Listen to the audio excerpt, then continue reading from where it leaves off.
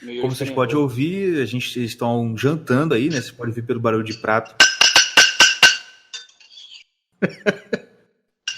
Ai, meu Deus. Sopa. Como é que é? Prudência e sofisticação. Tu viu aquele negócio que botou o vídeo? Não foi ele? Do irmão Caverna comendo no restaurante. Foi tu, né? Fui eu. Cara, eu nunca vi um vídeo tão certo, cara. Tão verdadeiro. Cara, é um vídeo, parece que é faroeste. Eu nem sei que filme é aquele. Parece que é um faroeste. Que é faroeste. Aquele cara fazia uns filmes tipo Steven Seagal, lembra? Isso. Ele é um fortão, tipo, montanha assim, né? Meio aquele gordo forte, barbudão, e um outro magrinho, baixinho, que tá... Eles estão... Como é que... Tu lembra, Diego? Eles estão no restaurante, assim, todo chique, né? Eles estão num restaurante chique, tipo aquele restaurante francês, sabe? Que o garçom vem, não sei o quê. Aí eles falam, eles pedem alguma coisa lá, aí o garçom vem com aquela bandejazinha assim, igual bandeja de avião, né? Aí vem, aí pega o prato dele, aí bota um pouquinho assim, aí bota mais um pouquinho. Que é tipo assim, a bandeja é grandona, aí tem um monte de coisa dentro, né? Ele bota um pouquinho de cada coisinha, só um pouquinho mesmo, aí bota lá na frente dele, aí pega o outro prato e faz a mesma coisa. Aí põe na frente dele, fica olhando assim pro prato, fica olhando pra bandeja, aí empurra o garçom meio de lado assim, e começa a botar atrás dentro do prato, aí pode crer. Aí o garçom tenta pegar a bandeja, depois ele, não, vai puxando assim. Cara, em falando nisso, eu me lembrei de um bagulho. Teve um cara, mano, eu não lembro onde eu escutei isso, não lembro mesmo. Acho que foi pra Itália. Aí, pô, tava, tipo assim, foi pra Itália meio apertado, né? Aí, não, assim, pô, ia fazer graça com a mulher, comia nos lugares maneiro e tal. Mas só que quando ele ia no lugar, ela comia muito pouco. Pagava meio caro e comia pouco. Eu te contei essa história, pô. Eu não posso contar aqui. Mas pode falar. Aí,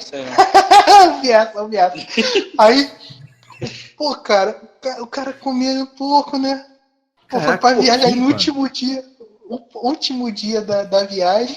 Ele foi comer, aí deu uma esperada no restaurante. Não, ele encontrou uns brasileiros lá. Isso, é. E aí Conta tu. Não, eu só vou falar essa parte, você conta o resto. Que ele encontrou uns brasileiros lá, e aí comentou, vocês estão gostando? Pô, tô me amarrando. Só que, caraca, a gente vai no restaurante, pô, vem pouquinha coisa. A pessoa olhou assim, né? Não, cara, vem muita coisa. Aí fala... Aí ele, não, pô, vem muita coisa, vem, pô, coisa pra caraca e tal.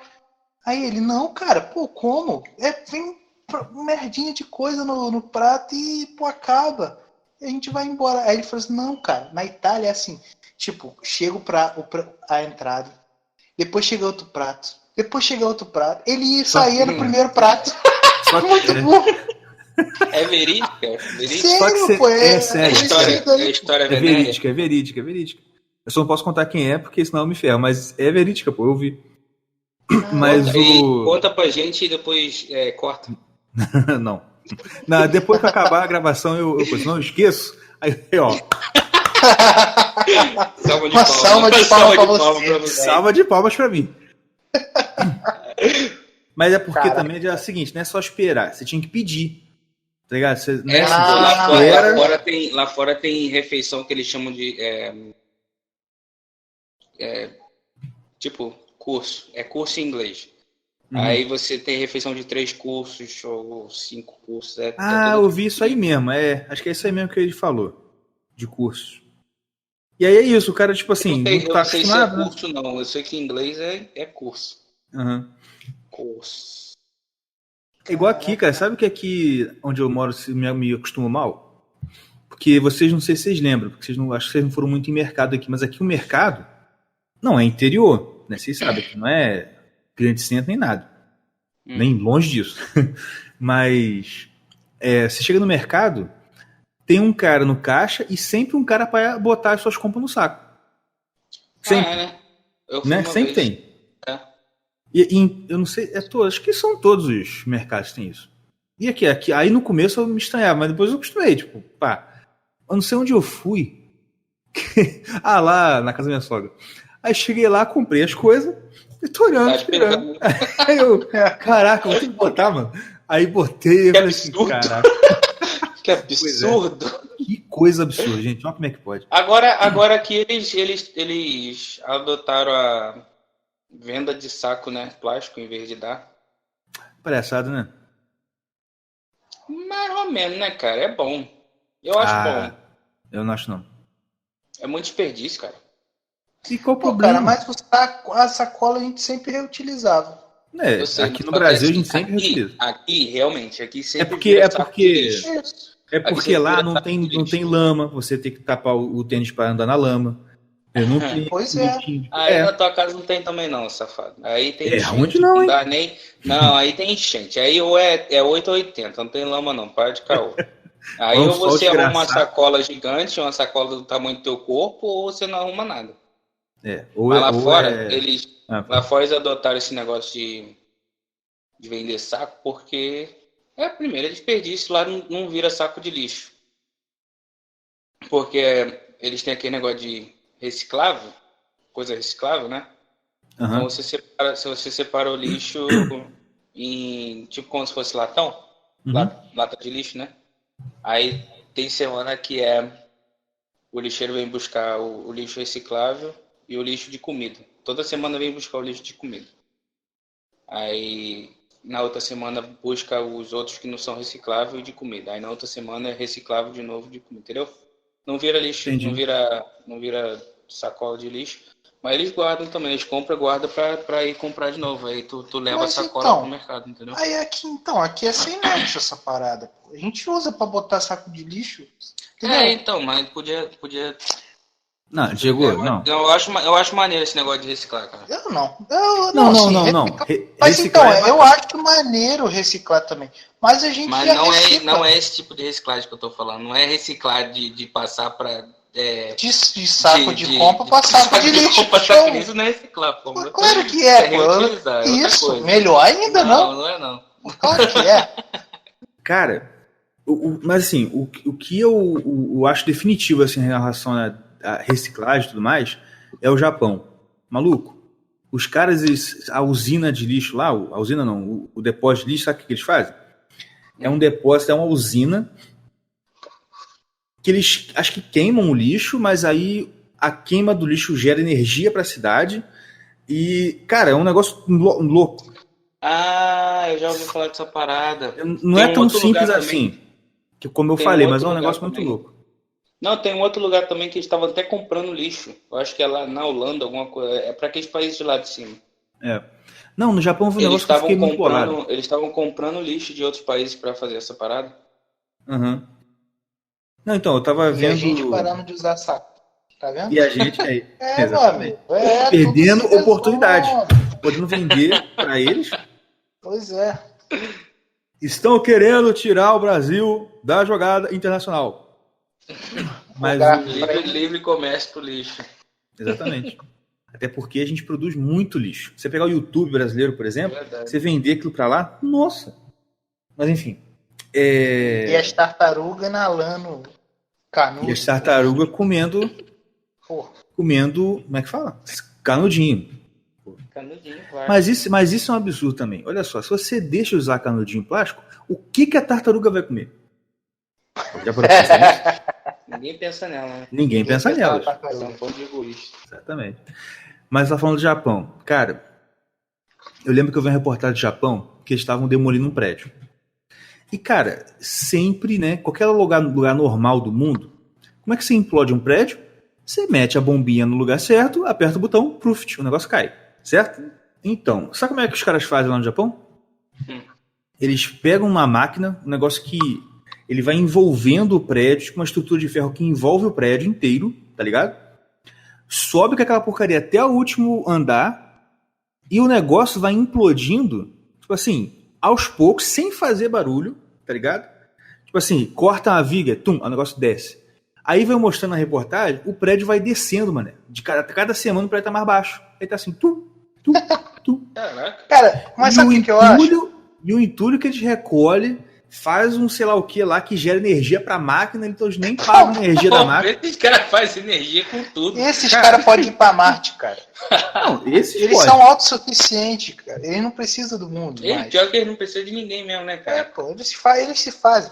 Ó, eu acho que esse negócio do japonês fazer essas paradas, cara, é mais pra manter a fama deles. Eles podiam muito bem botar uma coisa lá, ia ser mais barato, ia dar mais certo, mas eu acho que ele faz, não, vamos fazer uma coisa diferente, maneira pra caraca, todo mundo vai chamar atenção aqui, e ó, só pra manter a nossa fama, porque a gente é sempre assim, pô, show, eu acho, cara. Freud diria que é pra compensar o negocinho pequeno lá, né? Pois é. Caraca, mas isso faz sentido, cara. É, né? Caraca, eu Mas acho então. que faz, cara. Ah, não, pô, Freud é maluco. Pô, falando em Japão, eu tô bolado, né, que vocês fizeram aquela entrevista com o Evandro sobre Samurai, Samurai sem eu. Sem eu. né? Sem a mim. Mas, cara, inclusive, pra quem tá aqui... Não deu muito caldo, não? Que vocês, quando dá muito caldo, vocês marcam a segunda do mesmo assunto? tópico, né? Não, a gente nunca teve episódio do mesmo tópico, não, pô. Não. Tipo com o rapaz que a gente semana passada. Não, então, a gente... Mas aí na dele foi realmente, porque foi muito... O assunto é muito grande, o universo, cara. Inclusive, eu quero trazer... Universo, meu irmão. Eu quero trazer de novo pra falar sobre temperamentos. Eu queria falar especificamente sobre temperamentos. Não. Sabe quem a gente podia chamar, cara? Olha só, quem criou esse podcast foi eu! Então vai cagar. Vai chegar essa merda, então vai, tchau. Fala sozinho, então, pô. Deixa eu falar. A gente podia chamar sobre... A gente podia continuar com o mesmo assunto, porque tem outras perguntas. Tô cheio de perguntas pra fazer para ainda. Eu quero fazer com ele um... Eu vou ver se ele grava pra gente uma parada, tipo assim, momento astrologia, tá ligado? E aí ele chega assim... Maneiro, cara, é isso mesmo. Aí, não, zoeiro, tá ligado? Tipo assim, hoje, tipo assim, a dica de hoje vai para quem é ariano. Se você é ariano, significa, hoje, tipo assim, uma coisa assim, sabe? Tipo assim, se você tem Mercúrio em touro, sabe o que isso quer dizer? Nada. Absolutamente nada. Uma coisa desse tipo, tá ligado? Então, mas, cara, tipo assim, por exemplo, para tratar de temperamentos, tu não tem coragem de chamar o Ítalo, não, cara? Cara, ele não vem. Por eu quê? acho que ele não tu vem. Conhece ele? Não, mas assim, eu lembro que uma vez ele tava fazendo, como é que fala? Live com os outros no Instagram, na época ele tava arrumando isso aí. E aí, cara, ele botou, eu até, na minha arrogância, eu pensei, vou me candidatar, né, pra fazer uma live com ele. Só que... Mas era mais de 10 mil coisas. Isso. Né? Tem que ter mais de 10 mil. Mas se ele não vier, a gente sai falando mal dele, cara. Simples. Ué, sério? Chama ele. Se ele não vier, a gente sai falando mal dele, mas muito mal. Aí chama outro, entendeu? Chama o Marco mesmo pra falar de quem esse outro aí que a gente chamar, ele vai vir porque ele já viu que a gente falou mal pra caramba. Ou a gente chama o Thales. Ou o Gugu. Não. Ou o Gugu, aí esculacha ele mais ainda. Mas chama ele primeiro, coitado. Não, outra coisa que a gente tem que chamar o Marcos de novo aqui é porque eu não fiz a minha imitação do Gugu pra ele. ele vai dar um risinho assim, ó. Tu sabe, né? Ele vai... Não. Ele é melancólico igual eu. Ele tem humor negro, então ele vai... Por isso mesmo que ele não vai... Por isso, pelo humor negro dele, que ele não vai achar graça. É ruim, hein? Tô zoando. Não, mas deixa eu te falar, mas pô, cara, eu acho que eu tenho... Assim, a gente podia continuar com as perguntas não feitas sobre astrologia com o Marcos e tentar chamar ou o Thales ou o Gugu, maluco. Será que eles vêm, cara? Cara, eu acho que eles vêm, cara. O Gugu eu acho mais difícil, porque ele é muito... Pô, ele tem um ar misterioso, assim, sacou? Mas é por isso que é legal. Pô, cara, né, não... Seria um bruxão da... Como é que é o nome? Onde é que ele mora mesmo? Argélia não. Jesus, esqueci, rapaz. Romênia. Romênia, isso mesmo. Bruxão da Romênia. Uhum. Mas, não, aquele cara, sinceramente, esse cara mudou minha vida, cara. Então, não, Tem bruxão, um amigo meu me mandou um áudio dele de uma aula chamada... Não, um amigo meu que chama Moisés mandou uma mensagem não, do Gugu. Tô falando. Mensagem não, uma aula do Gugu chamado O que é o Pão. Maluco Acho que tu me mandou. E não ouviu, com certeza. Não, e manda de novo que eu devo ter apagado. Por favor. Que miserável. Eu tô falando sério, não tô brincando, não. Eu não É uma aguento oportunidade mais. nova pra ele apagar outra coisa. Né? Eu estou no meu limite, Brasil. Eu não aguento. Uma hora eu ouço, cara. Uhum. Mas tudo bem. Não, o que eu ia falar? É uma aula muito boa que ele vai explicando aquela questão do pão como elemento da Eucaristia ou, pra gente que é protestante, da Santa Ceia. Né? Que o pão é o corpo de Cristo.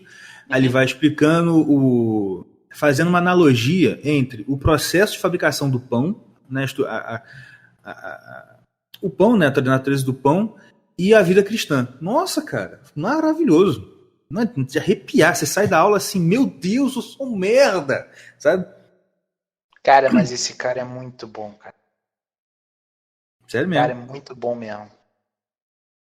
Inclusive, esse meu amigo pai que mesmo. me mandou, esse amigo que me mandou a aula para eu ouvir, salvo engano, ele já transcreveu essa aula, já revisou umas sei quantas vezes. Ele tem ela escrita todinha, tá ligado? Poxa, Eu falei pra ele, falei assim, cara, manda manda isso pra pro ele, Gugu, cara. manda pra ele e ele fazer um livro, cara, que isso aí vai dar um livro fantástico. Só que o problema é que eu já reparei, os meus dois melhores amigos, né, católicos, eles são muito tímidos, muito. Então muito. fala que eu quero comprar, que aí eu mando pro Gugu, falo que foi eu que escrevi. Pomba, cara, ia ganhar uma moral. Não, tô zoando, mas, pô, cara, assim, pô, que merda, que timidez, cara. Deu uma moral. Você ia mandar o teco pra ele abrir um mapa lá, ver que se não foi você Primeiro que mandou. ele não ia nem saber o que tá escrito, porque ele não ia ler. Eu ia mandar direto. Ele não ia abrir pra ler o que tá escrito. Ai. Mas olha só. Então, a gente vai chamar o Marcos e a gente estaria aqui hoje fazendo uma entrevista com o Pontes. Só que acabou que ele não pôde vir.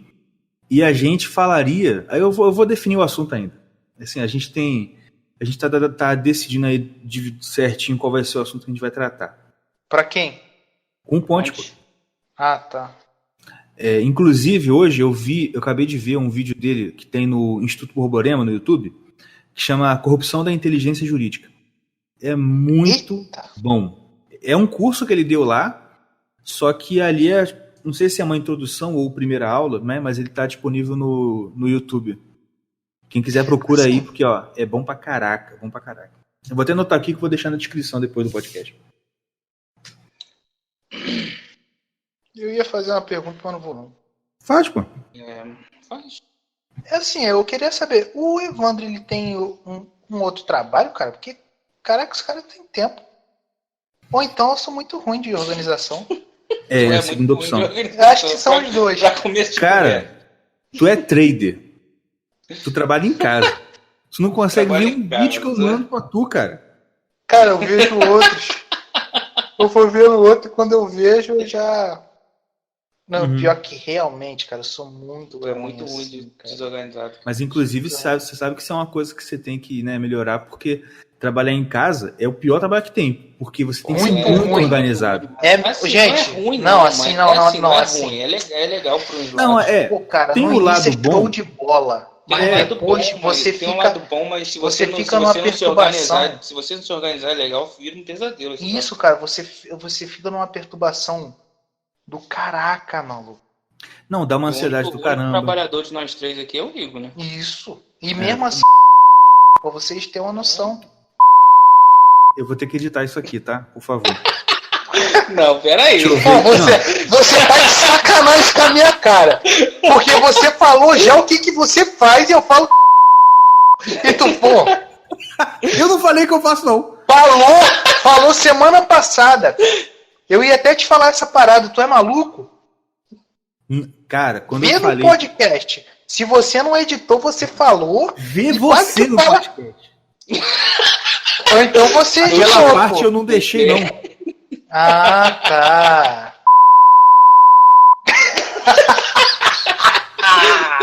Faz só. Igor, em vez de editar, faz só um pi quando ele fala. Eu tô notando isso aqui mesmo. Melhor. Não edita, não. Melhor. O que eu vou? Eu ia falar uma parada. Mas então, tirando esse negócio que o Yuri tá falando, trocando de assunto um pouco, a gente não ia entrevistar um cara de música clássica? Pois é, ainda não me respondeu, não. Eu vou insistir. Eu fiquei animado com isso aí.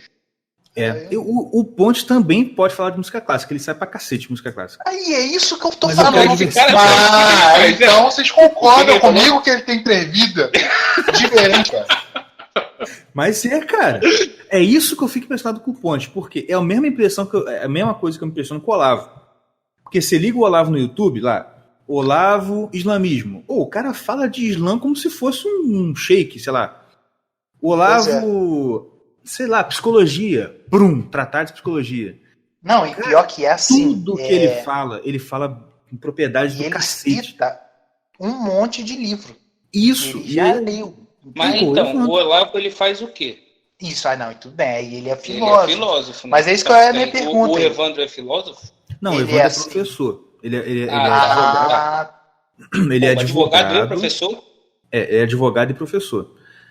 Só que, salvo engano, eu ouvi em algum lugar que ele tá parando um pouco com... A advocacia tá focando só nas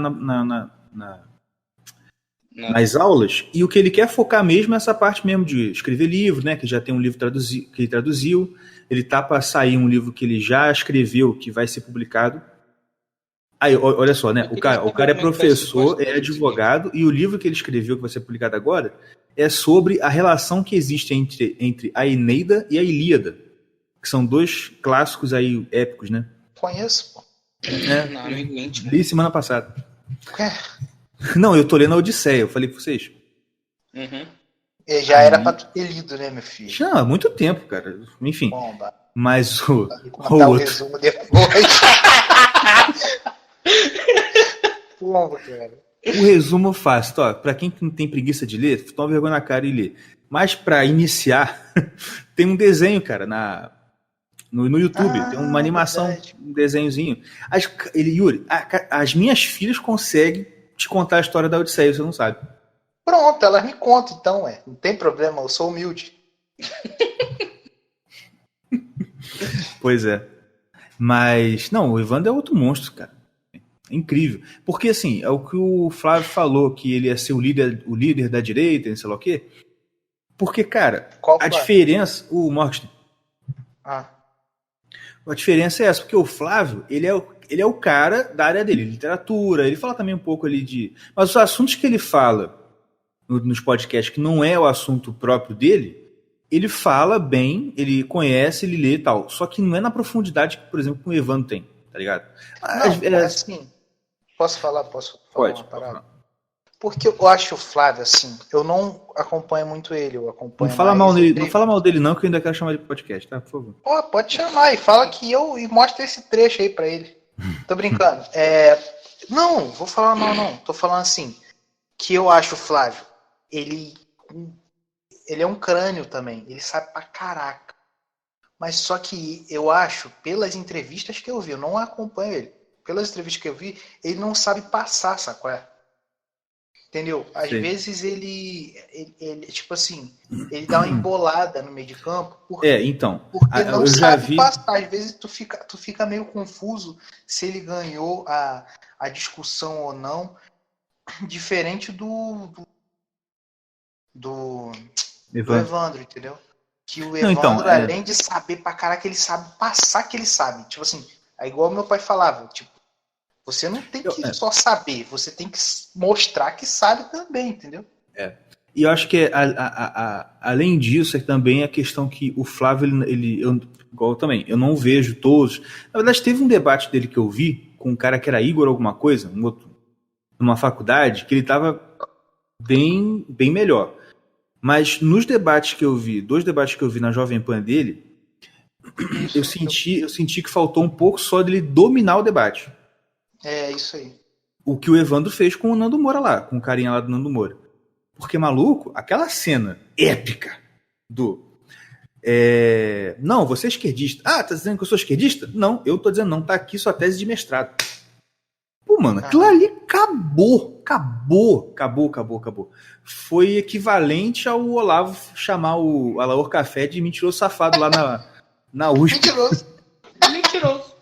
Como é que é? Faz tu. O quê? Imitar o Olavo? O que o Olavo fala tipo, não, naquela hora. O pior que não tá aqui, ficou lá em Minas. Mas é assim, é um debate dele com o de direito da PUC. Esse texto tá no site dele, só pra vocês procurarem lá. É Debate Olavo Alaor, A-L-A-O-R, Alaor Café. Acho que é café com 2 Fs. Enfim, vocês vão achar. Café. E aí, mano, era sobre marxismo e direito, tá ligado? Aí começa o Alaor falando, o que eu já vi, eu vou falando que ele gosta disso, ele não gosta de começar a falar um debate não, ele gosta que o outro comece. E aí, pá, o cara fala e blá blá blá, blá blá blá, blá, falando, isso, engraçado que tá falando Cadeba. É engraçado como que a transcrição, quem fez a transcrição foi o pessoal que tava assistindo. A transcrição das falas do professor lá, o Alaor, e as transcrições do Olavo, mano, é muito diferente.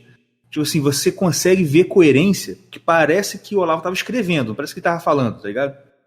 Uhum. Agora, o outro, putz, cara, agora confuso pra caramba, umas frases, sabe, cheio daqueles, e veja bem, então, sabe, tá ligado? Muito confuso. Enfim, aí o cara tá falando, marxismo, não sei o quê, porque bem, veja bem, Marx, então ele enxergou o momento, blá, blá, blá, blá, blá. Aí depois de meia hora, que cada um teve meia hora pra começar, aí começa o Olavo. Bom, queria primeiro observar que o meu oponente aqui é menos marxista do que me informaram. Tá ligado? Tipo assim, bom, o cara nem sabe direito o que tá falando. E aí começou a falar pá, e ficou a discussão. No final, o que ele... Acho que foi quando ele toca naquele ponto, né, que todo mundo reclama de que porque o... Como é que chama? O socialismo causou muitas mortes. Aí eles odeiam ouvir essa parte, né? Uhum. E o que acontece? Aí que tá também a parada do jogo de xadrez pro debate. Por quê? O Olavo, ele já sabia que ele ia jogar essa, e olha o que ele fez. Quando ele fala, o Olavo falou, não, porque o comunismo causou não sei quantas milhões de mortes ali. Aí chega o cara, não, porque o capitalismo também causou muitas mortes. Ah, porque você não está levando em conta as guerras que o capitalismo causou. Aí ele, sabe de onde você tirou essa ideia sua aí de que o capitalismo causou guerra? Aí pega um livro e fala assim, desse livro aqui, ó, livro negro do capitalismo, que é uma cópia do livro negro do comunismo, que foi escrito... Aí começa, então, mano, o cara, ele é pego na saia justa o tempo todo. Porque ele solta uma coisa lá que ele ouviu do coleguinha dele de bar... E o maluco vai refutar apresentando o livro. Tipo assim, caraca, ele já sabia que eu ia falar isso. Já trouxe o livro pra cá. Entendeu? Uhum. Pô, isso é muito xadrez, cara. Conheceu o inimigo área totalmente. E conheceu o inimigo pra caraca. Tipo assim, porque sabe que a mesma plataforma que fez aquele cara, ele fez todos os outros. Porque é feito em série esses comunistas, cara. Eles falam a mesma coisa. Discutem as mesmas coisas, as mesmas respostas, tudo é muito igual, então não tem muita diferença. Tu fala uma merda, tu fala uma coisa, eles vão falar a mesma merda, entendeu? Então ele já tá preparado. Exatamente. E aí no final, como ele toca nessa ferida, aí o cara começa a reagir, né? Não sei o quê. Aí eu sei que no final das contas o debate acaba da seguinte forma. Pô, ele fala assim, acho que o Alaor fala assim, não, porque ele aqui tá me chamando de burro? Não, ele falou uma coisa assim, não, ele fala assim, ele insinuou que o Olavo mentiu. Aí o Olavo fala assim, opa, eu não menti não. Isso aqui, lá. Aí eu sei, cara, acaba no estilo assim, tipo assim, o Alaor perguntando assim, você tá me chamando de mentiroso? Aí o Olavo, pô, mentiroso safado. Aí daqui a pouco, eu sou professor dessa casa, eu não vou aceitar isso não. Aí aparece escrito assim, e então o Alaor levantou. Aí o Olavo, Ué, tá fugindo? Aí ele, eu estou fugindo sim, porque isso é um absurdo, não sei o quê. Eu falei, cara, isso é a definição de ganhar um debate, cara. O teu debatedor fugiu, tá fugindo, tô sim, que eu não aguento essa pressão aqui. Ai. O vô cara. O vô é vô. Não, vô é vô, cara. Então não tem jeito. Não tem jeito! Porque é igual. É que eu falo que eu fico uma raiva de liderança evangélica de direita. Por quê? Porque a galera insiste em ter nojinho do Olavo. Pelo amor de Deus, a gente vira homem. Pô, cara. E mulher. Eu fico muito pé da vida. Não, é porque a liderança maioria é homem, né? Porque a gente é tudo machista, afinal de contas. Mas, cara. Só pra deixar bem claro. Só pra deixar claro. Mano, mas que raiva que eu tenho, sabe por quê? Porque a gente já conversou isso muito, né? Mano, não existe conservadorismo no Brasil, atualmente, fora do Olavo, cara. Porque ele é o cara, ele é o remanescente, tá ligado? De uma coisa que se perdeu no Brasil, vai pra mais de 70 anos, cara. Assim, bem mais, nossa, sei lá. Desde que o Vargas chegou e começou a estragar tudo, e pra você não entende, você vê aquela aula do Evandro que ele vai explicar isso, o único cara que sobrou assim, no nível de poder ensinar um país inteiro é o cara. Aí você vai ficar, não, porque eu tenho mais discordâncias com o Olavo. Cara, isso me dá pô, uma raiva. Sabe qual é? É querer se limpar. Não, mas se limpar de quê? É isso que eu fico... Isso, Se limpar de quê? Mas é tipo assim, eu sou tão santo que eu não gosto de certas coisas que ele fala. Tá entendendo? Uhum. O que ele faz, o que ele fala. Poxa, ele fuma tipo assim, chegam ao nível de reclamar do palavrão do cara pra... eu discordo com isso aqui, tá? Ó, eu apoio ele, eu gosto dele, mas pensa isso aqui que eu não gosto, tá? Só pra me livrar de uma coisa de que, pô, não tem essa visão de não, mim na moral, que eu concordo com tudo, entendeu? Na moral, esse povo crente que tem nojo de palavrão, eu entendo que você não gosta de usar, eu entendo que você... Tudo bem, ó, ninguém é obrigado a usar palavrão, eu não uso também, tipo assim, para dar bom dia a todo mundo. Mas eu tenho certeza que quando, né, depois do juízo final, nós fomos recebidos na glória, eu tenho certeza que Jesus vai separar todos os crentes que não gostaram de palavrão no canto e vai falar assim... Calma. Você é vagar, meu filho. Vou deixar a imaginação de vocês fluir. Tá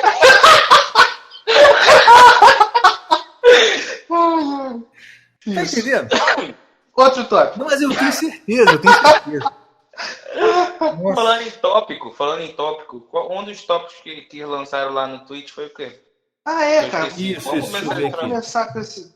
primeiro, os abraços. Os abraços. Abraço. Tem que mandar um salve. Não, a gente já mandou semana passada. Eu não dei não, eu quero mandar. Tá, manda então. Como é que é o nome dela mesmo? Pô, nem lembro o nome da mulher. Carla Ferrari. Abraço pra dona Carla Ferrari. A gente não se conhece ainda, dona Carla Ferrari, mas a gente ama muito. Não, e pro Von Piper. E o outro abraço vai pro Von Piper. Use Von Piper. Use Von Piper, minha gente. A melhor loja de... Não, pode falar. De roupa. Surfwear. Roupa de surf. Roupa de surf. Na moral, eu tenho uma bermuda deles, é incrível, é muito boa. E o tecido é bom? Legal. Muito bom, mano. As estampas mas vale a pena. Não, é sério mesmo, tu tá falando sem sacanagem. Não, tô falando sem sacanagem. Ainda vi um monte de adesivo, me amarrei. Não, sem sacanagem. Tu tá acostumado com a roupa lá de fora. É boa, mesmo. É boa, pô. Tem um stretchzinho maneirinho. Como é que é o nome? Stretch. Que isso? É um stretch. Assim, Ela estica um pouquinho. O tecido é muito bom. As estampas são muito boas. Tu que fez, né, safado? Não, safado. Eu fiz animação. Eu fiz as estampas, não. Eu não sei quem faz a estampa deles, não, mas é muito boa. Então, conheço a Von Piper. Von Piper, né? VONPIPER. Von Piper. Que o povo Se eu tudo não me engano, analfabeto. eles entregam para todo o país. Se Sim. você mora no Brasil, eles entregam legal. Inclusive, a Vem gente na vai chamar embalagem eles maneira. aqui um dia no podcast. A gente vai chamar eles. Eita, demônio. O demônio tá incomodado aqui. Fala aí. Não, eu vou dar só uma pausa aqui para poder identificar na hora da edição. Ah, se ficar rindo não vai dar, pô. Desculpa.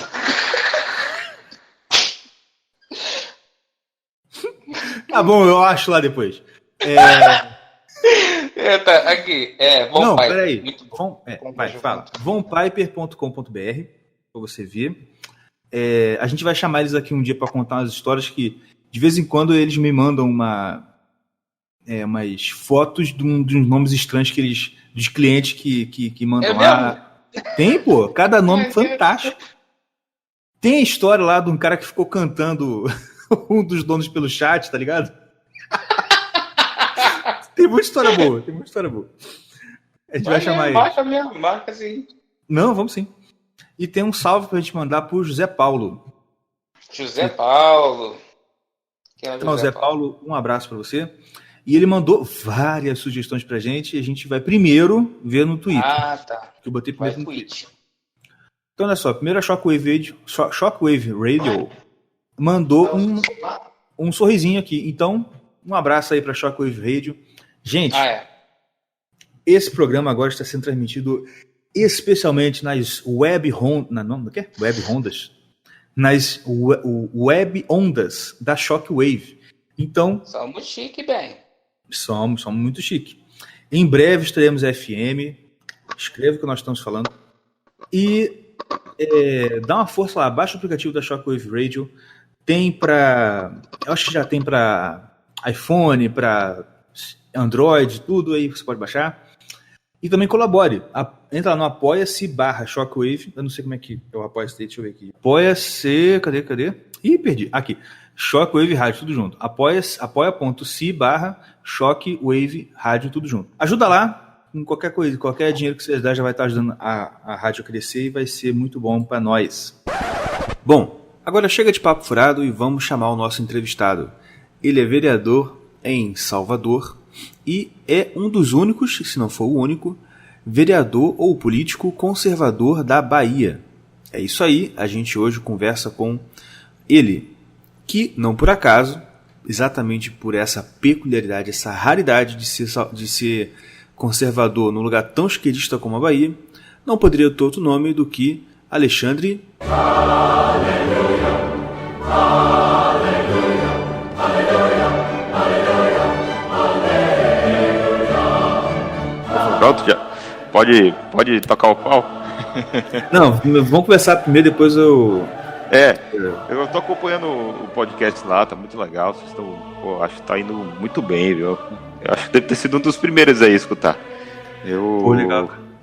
A entrevista lá do Evandro do Tio Careca foi fenomenal. O Tio Careca é fenomenal, né? Mas aquilo, eu já assisti várias, eu já escutei várias dele, né? Uhum. Mas aquilo ali foi uma obra de arte, pô. Da estourada? Os dois, né? Na verdade é um continuando o outro, né? Acaba um complemento o outro, é verdade. Um complemento o outro. Aquilo ali, você tem ideia, eu mandei todo mundo no meu gabinete escutar. Falei, tem que escutar isso aqui, ó. É por isso que ele tá aqui. Legal. É fúria, pô. Pô, show de bola, cara. Pô, é exatamente aquilo ali. O que a gente enfrenta aqui é nada mais, nada menos que isso. Uhum. É sangue todo dia, né? Não, com certeza. Se não tiver uma força moral muito forte, uma vontade muito forte do que você quer, você tá fora do jogo, né? Não, com certeza. Então, eu escuto outros também, até sem fazer propaganda aí, mas eu escuto... Não, pode fazer. A Articulação Conservadora, eles fazem um trabalho muito legal com os livros, né, com os autores. Outro dia eles fizeram um com Corção. Eu sou apaixonado por Corção, né? Cara, não li nada por Corção ainda, acredito? Tem que ler. Tem que ler, né, cara?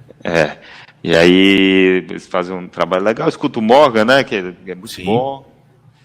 O Morgan, ele falou uma coisa mais verdadeira, né? Então, assim, quando eu cheguei aqui, isso aqui era tudo mato. Era tudo mato mesmo. Porque ele foi o primeiro, cara. Eu conheci podcast por causa dele.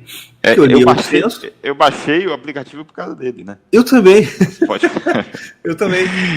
Na verdade, da Apple, eu descobri que existia na Apple, né? Eu, pô, tem isso aqui. Fui lá olhar, o Flávio Morgan está aqui. Aí eu comecei a escutar. Foi assim mesmo. O que eu via, eu lia o senso comum, e aí começa podcast. Falei, o que é isso? Aí, pô, áudio. Eu falei, pô, legal. E massa, né? botei. E aí, cara, comecei a ouvir e não parei mais, cara. Nossa, eu ficava viciado. Não. E a rádio, pelo menos aqui em Salvador, é insuportável. Aqui no Rio também. Isso que é legal, porque a gente aqui, né, infelizmente os outros irmãos Caverna não podem estar aqui hoje, por motivos familiares, mas a gente aqui representa um encontro muito importante, um encontro cosmicamente importante, porque, como você está por dentro das zoeiras que fazem com os nossos respectivos estados, né? Sim. Rio de Janeiro e Bahia, meu filho. Faz muita, né? Um podcast com um carioca e um baiano. Aqui no meio tinha que ter alguém do Espírito Santo para, né, equilibrar o negócio. Para rezar, né? Exatamente. Mas, ó, começando aqui as apresentações devidas, estamos aqui com o vereador Alexandre Aleluia, que, como eu brinquei já lá no Twitter, eu tenho certeza que o nome dele é porque ele é um dos únicos, se não for o único conservador na Câmara Municipal de Salvador. E eu quis trazer ele aqui porque, como ele disse, eu gostei muito legal por conta disso. Você lá atrás, né, quando a gente era um podcast bem menorzinho, a gente não é um podcast grande, mas assim, ver você não só compartilhando, mas você interagindo bastante com a gente. Eu falei assim, cara, esse cara é bacana. E eu falei assim, pô, um dia eu vou marcar uma entrevista com ele. Aí, virando o ano, né, as coisas aí acertando, voltando aí à rotina, eu quis marcar com ele pra gente conversar, porque a gente tem, de certa forma, um problema em comum, né, se você vai concordar comigo, porque a gente mora em lugares, né, em estados, onde a predominância do pensamento de esquerda, eu não... posso dizer que ela é maior, né, é uma predominância muito maior. Mas, além disso, não sei se você vai concordar comigo, o estrago que foi feito pela esquerda no Rio e na Bahia é muito grande. Mas muito grande. É maior do que no resto dos estados do país, eu acho. Mas pode falar aí, o que você acha disso? Não, vamos lá. Primeiro, realmente comecei lá a compartilhar as coisas do pod, né, do Irmãos Caverna. Eu gosto de compartilhar a coisa que eu gosto. Não fico atrás de like. Para mim não importa. Tá lá o cara, tá trabalhando, tá lá fazendo seu podcast, tá colocando uma luzinha no meio da escuridão e merece, né? É coisa boa. Não é para puxar saco de ninguém. E vocês estão fazendo coisa legal, pô, coisa realmente que não tem nenhum respaldo no nosso estamento cultural, né? Não tem nada que nenhum estímulo diário. Eu tenho certeza que vocês não têm nenhum estímulo diário, até porque eu já tive rádio aqui, já tive programa de rádio, já tive podcast, já tive tudo e todo dia um estímulo para você desistir. Então, me coloca no lugar. E a gente olha a Bahia e Rio, o estímulo do estamento o desestímulo do estamento é bem maior. Quando a gente fala, Bahia, Rio ou qualquer outro, é todo dominado pela esquerda, só tem esquerdista e tal, aí eu discordo um pontinho, um detalhezinho. Eu sou vereador, né, caminho muito em Salvador, eu não sou daqueles o pessoal desses partidos mais da Faria Lima, né, que fica só na internet, sim, achando que vai entender o povo brasileiro. Sofisticação. Sofisticado. Não, eu só quero o voto, né, do sofisticado. Tem que ter prudência. Eu vou pra rua, entendeu? Eu ando. E eu gosto de chegar e fazer no lugar mais humilde possível, fazer uma reunião e o que vocês querem? Como é que é? Vocês querem o teu filho sendo educado por um professor que quer ensinar sexo, ele tendo 6 anos, 5 anos de idade? Você quer sua fé ser menosprezada, ser satirizada? Você faz as perguntas simples do que todo conservador, né, concorda. né? Sim. E discorda, né? E pô, você vê 80% fala, não, você está certo. Uhum. Não, você está certo, eu quero tranquilidade na minha casa, eu não quero o Estado levando meu isopor, né, deixando eu trabalhar. Ele quer ali o certo, o bom e o certo. Agora, o estamento cultural nos nossos estados é a casta, né, digamos assim, o pessoal chama aqui até da máfia do Dendê, etc. Realmente é complicado. Né? A gente tem pouquíssimo espaço, e aí eu falo como político, mas podia estar aqui falando como algum agente da cultura, como um professor, ou como um cantor, qualquer coisa. A gente não tem espaço nenhum, né? A gente é boicotado dia a dia, ou você é deturpado, sua versão é deturpada, ou você é ignorado. Né? Eu acho que eu estou na fase aqui do ser ignorado. Semana passada, imagina, só para dar exemplo, eu fiz uma sessão solene em homenagem às praças, certo? Legal. As pracinhas da Segunda Guerra. Tinham 3 pracinhas. Os 3 com 99 anos e tal, 98. E eles estavam lá, cara? Estavam lá, foram homenageados. E teve a presença do deputado Eduardo Bolsonaro, ele veio para cá, para Salvador também. Uhum. Era o evento da cidade, filho, querendo ou não, filho do presidente, aquela coisa toda aí. E todos, eu acho que foi orientação, nenhum portal de notícias local falou que ele foi cobrir, foi lá entrevistar um ou outro, 2 ou 3. E os que colocaram simplesmente a sessão solene homenageando os praças. Porque fica difícil falar mal, né? Então... Tá me ouvindo? Tô, pode falar. Fica difícil falar mal de algo assim, então eles chegaram ao ponto de ignorar, né? Tô entendendo. E você também começa a criar uma resistência, você também não vai entrar em qualquer onde conversar com um militante de esquerda. Não, Agora há pouco, eu dei entrada no mês passado, no requerimento para fazer uma sessão solene sobre a atuação política do católico. Eu sou católico, certo? E eu até convidei para a sessão a Cristonieto. Conhece a Cristonieto? Conheço. Não conheço muito ela, mas mais acompanhando por rede social. E conheço o cara um amigo dela que cuidou do marketing dela lá de campanha. É amigo meu. Pois é, a atuação política do católico é o quê? Não deixar vagabundo comunista achar que tem que assassinar bebê, não achar que uma pessoa tem que ser subordinada a uma posição sexual, não achar que a pessoa tem que se ajoelhar a um partido e sim a Deus.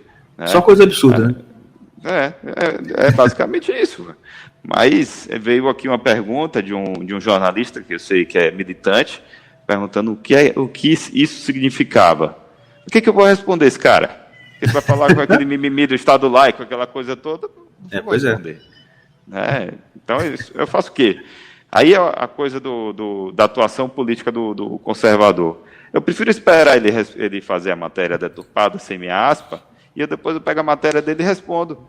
E falo, eu respondi por isso. Então, a gente tem que criar uma forma de sobreviver, né? Sobreviver às narrativas. E aí tem 2 coisas que o político conservador tem que dominar, ou pelo menos tem que tentar dominar perfeitamente. Primeiro, essas desinformações, né? Esses enquadramentos, que aí eu indico lá o livro do Ian Pachepa, né? É o Desinformação, até indicado pelo Olavo. Né? E segundo, a linguagem. Você tem que estar atento à sua linguagem. Se a sua linguagem é subordinada à linguagem deles, né? Exatamente. A cosmologia da esquerda, da cultura marxista, você ferrou, você já perdeu o debate. Exato. Então você tem que estar atento à sua linguagem e à sua e o seu modo de tratar as narrativas. E é engraçado. Esse é o primeiro passo. É igual o Rambo, a faca no dente. A primeira faca no dente é essa aí. Uhum. Não, e esse negócio da linguagem é muito, muito importante, porque não é uma frescura com palavras. É porque isso molda o seu pensamento mesmo. Porque, por exemplo... Não, rapidinho, só dar um exemplo. Por exemplo, eu trabalho para eu trabalho assim, né? Não recebo não, mas eu trabalho como editor no Burke Instituto. Não sei se você conhece esse Instituto Conservador, chama Burke Instituto Conservador. Sim, já ouvi falar. E Burke eu conheço. Não, o Burke a gente conhece. Já ouvi falar. E aí, já ouvi falar. Aí eu tô como editor lá, recebendo os textos, revisando e tudo. E uma coisa me chamou a atenção num texto, que é o seguinte, no meio, assim, eu até falei com o cara que mandou o texto, conversei com ele, tudo. Como que não só a gente tem que ter cuidado com a linguagem que a gente às vezes toma do esquerdista, como a gente tem que ter muito cuidado com os livros que a gente lê. Porque, por exemplo, você lê um livro de um cara que é mais liberal do que conservador, ele está contaminado com o linguajar da esquerda. E aí você acaba sendo contaminado por tabela. Pô, esse cara escreveu um texto bacana, muito interessante, sobre a questão do socialismo ser como se fosse uma religião, né, que tem os elementos de religião nele, a questão de esperança de um futuro, aquela coisa toda, né, que a gente sabe. Só que em determinado momento ele falou assim: dentre as ideologias, a que mais se assemelha ao cristianismo é o socialismo. Aí eu, imagina. Cara, não, calma aí. Eu entendi o que você quis dizer. Só que lê de novo aqui, lê com cuidado. Aí, verdade. Aí ele refez, o que ele falou assim? Ele falando que o socialismo tenta copiar as estruturas religiosas. E as estruturas religiosas que ele mais copia é a estrutura da narrativa cristã para deturpar. Eu falei, não, aí beleza. Por quê? Porque isso é uma coisa, mas por quê? O autor que ele estava citando, eu conheço. É o cara liberal, entendeu? É daquele tipo ali de não, nós não podemos como é que fala? Transformar o conservadorismo numa religião. Assim, cara, ninguém tá falando isso, bicho. Você nem entendeu o que é conservadorismo e está falando isso. Entendeu? Eu acho. Faz a mínima ideia. Se a pessoa chega com esse argumento, assim, cara, você nem entendeu nada. Você não entendeu nada. Para início de conversa, nem entendeu o que é um conservador, o que é o conservadorismo. Mas pode continuar. Não, a gente está falando de atuação política. Eu vou apresentar o que é que eu tenho como norte. E depois eu vou voltar àquele assunto lá sobre Bahia, e aí eu falo do Rio também. Posso falar do Rio. Beleza. Na verdade, esse receio da Bahia ser tomada por comunistas, né, pela esquerda, e o estrago que isso fez. Eu tenho como norte, primeira coisa, sou conservador? Sou. Não gosto de ficar me rotulando, que para mim quem fica se rotulando é o primeiro que pula o barco, né? Com certeza. Aquele cara que fica, eu sou liberal, conservador, eu sou isso, A gente viu aí, Bolsonaro de saia, eu sou... Porra, pra mim eu tô fora. Cara, verdade que você falou, o que fica se rotulando demais é o primeiro a pular fora. Vídeo que a gente já viu aí dos que pularam fora, né? É o primeiro traíra. O cara que precisa se rotular o tempo todo é o primeiro traíra. Mas eu estou falando aqui só para construir meu pensamento, certo? Primeiro, você tem que pensar na moral transcendente. Não há como o conservador não ter uma moral que transcenda o nosso mundo. Uma verdade, uma beleza, a beleza lá expressada por Scruton, uma bondade muito bem definida, e com B maiúsculo, né? E o nosso Deus. Não tem como. É aí o que Wegener fala. É o realista espiritual e o cara que está sujeito ao totalitarismo do materialismo. Acabou. Isso aí você já divide muita gente num parlamento. Você já coloca um monte de gente para fora, digamos assim. Isso aqui não dá. Né? Segunda coisa. Tem um pessoal lá prudente, sofisticado, né, que fica no Facebook, não vai para a rua. Esse pessoal não tem a representação local. Eu acredito em representação local. É lógico, você vai legislar para a cidade inteira? Vai. Você vai fazer uma lei boa para a cidade inteira? Vai. Você vai fazer um discurso que é para a cidade inteira? Vai. Mas eu acredito também que a pessoa tem que representar e manter uma ligação genuína com algum lugar. Nem que seja o lugar que você mora. Sim. Outro dia, sou vereador. Outro dia eu caminhei para a padaria, aqui no meu bairro. Tinha problema na calçada. Eu fiz um ofício para o órgão da prefeitura. E até consertaram. Isso não é legítimo? É legítimo. Agora o sofisticado e o prudente acha que não, isso é um absurdo, você não tem que fazer a representação local. E é exatamente esse pensamento oposto à representação local que criou toda essa narrativa que a gente vê do vereador ao deputado, desses super órgãos burocráticos que não representam ninguém. Certo? Sim. Aí a gente vê, é a mesma construção lógica. Por isso que eu sou tão apegado à representação local. Se eu for vereador, deputado estadual, deputado federal, qualquer coisa, você tem que ter uma ligação com as pessoas. Né? Senão você fica ali, o cara fica lá em Brasília, perdido, não sabe o que ele está fazendo, não conversa nem com o frentista de posto de gasolina. Né? Até porque, se você ter essa questão da representação local, você está lidando com a realidade da tua profissão ali, né? Que é cuidar da realidade ali, senão você fica na abstração, como você estava falando. Porque senão você fica na abstração. Terceira coisa, aí é o que eu falo, você tem que criar suas salvaguardas num mundo extremamente complicado. Sua linguagem tem que estar muito afinada, né? Os símbolos que você constrói em volta de um projeto de lei, de uma defesa de algum pensamento, tem que estar muito, muito ligados ou não infectados pela cultura marxista. Isso é difícil. Isso exige uma certa leitura, uma atenção redobrada, exige, mas se você não fizer, você já está trabalhando para o inimigo. O inimigo é o movimento revolucionário. Né? Muito fácil. E você tem que definir muito bem qual é o seu inimigo. O comunismo, que é via cultura, eles criam uma cultura, uma cosmologia, digamos assim, completa, uma prática. Por que prática? Para mim, o comunista, se tiver que se vestir de padre e ir para a missa, ele faz para ganhar a eleição. Então você tem que estar atento a isso, tem que saber. Né? E terceiro, saber que ali é definido um movimento revolucionário. Não é simplesmente umas ideias que pegaram lá de Marcuse, de Gramsci e tal, e começaram a defender. É um movimento revolucionário muito bem definido. E aqui é liderado por um partido muito bem definido, que é o Partido dos Trabalhadores. Né? E na América Latina, pelo Foro de São Paulo. Pronto. Quarta coisa, o político atuante conservador tem que saber o que conservar. Tá bom, eu falei aqui no começo, do bem, do belo, da verdade. Não falei? Da nossa moral transcendente, ok? Tudo bem. Mas e aí, vai conservar o quê?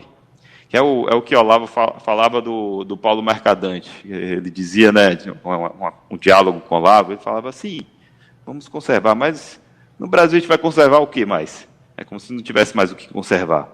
E aí, a gente vai conservar o quê? E não tem como você conservar se você não conhecer o mínimo da gênese do nosso país, do nosso estado, de onde surgiu. Sim. Bahia surge, assim como o Brasil, e assim como o Rio, até de maneira bem forte, né? Surge um pouco o Evandro Pontes lá com o Ian Razzoni e o Virtude do Nacionalismo, mas surge do mito, de dois mitos, do mito da formação de um Estado Nacional de Israel, né, que é fugir ou tirar das suas costas um tirano, né? Lutar por isso. Sim. A Bahia, de maneira muito clara, ali um ano depois, os caras cai fora que vocês não vão tiranizar a nossa vida. Né? Isso aqui é a mesma coisa que Israel fez, é a mesma construção. De certa forma, também a mesma construção que Portugal fez, né? Na Batalha de Euriques, ali, Dom Afonso Henriques. Então é igual. Gênese católica, a Santa Igreja faz parte do nosso imaginário, do nosso ideário, ali está inclusive na igreja ou na bandeira do Império, né? Então a gente tem as coisas muito bem definidas, a gente sabe o que conservar, né? O conservador tem que saber direitinho o que é que ele quer conservar. E a gente vai para a Bahia. A Bahia não é um lugar fadado a ser governado por tiranos comunistas.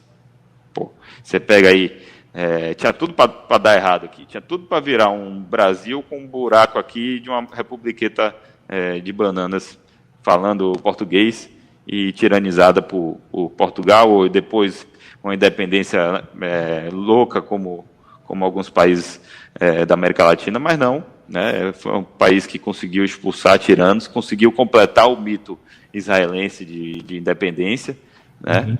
E juntou aqui Salvador, o pessoal de Salvador, eles de Salvador, com cachoeira, ó, vamos lá, a gente tem que colocar para fora, batalha no mar, batalha na terra. Antes, teve batalha para expulsar holandês. Então, porque tem aqui o primeiro lugar dos jesuítas, depois da terra de Santa Cruz, lá, tem tudo. Só olhar, tem tudo, absolutamente tudo. Agora, os caras tomaram conta de maneira muito forte, sim. E até diferente de Salvador, do interior. Eu vou até um pouco mais específico. Sim. No interior, de uma maneira muito mais falsa franciscana, com Lula, né? Lula, pai dos pobres, mas um conservadorismo e a tradição no interior ainda é muito forte, só que os políticos, a culpa é nossa, e os políticos que deveriam ser conservadores não conseguem utilizar isso e mostrar que as tradições estão sendo atacadas, né?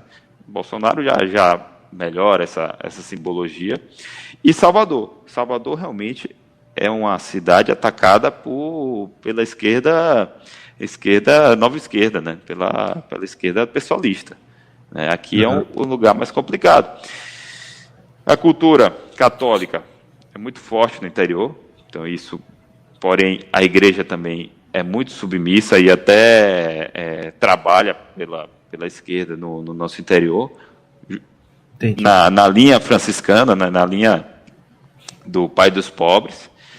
E aqui, em Salvador, acaba que o sincretismo religioso realmente não cria nenhum laço de tradição na cidade, e as pessoas ficam vagando sem saber a sua história. Então, esse é o quadro geral. Salvador é um lugar que a esquerda marxista, a esquerda, nova esquerda, né, gramsciana, marcosiana, muito retroalimentada pela casta midiática aí, é muito forte. Mas também tem um povo muito conservador, né, muito simples.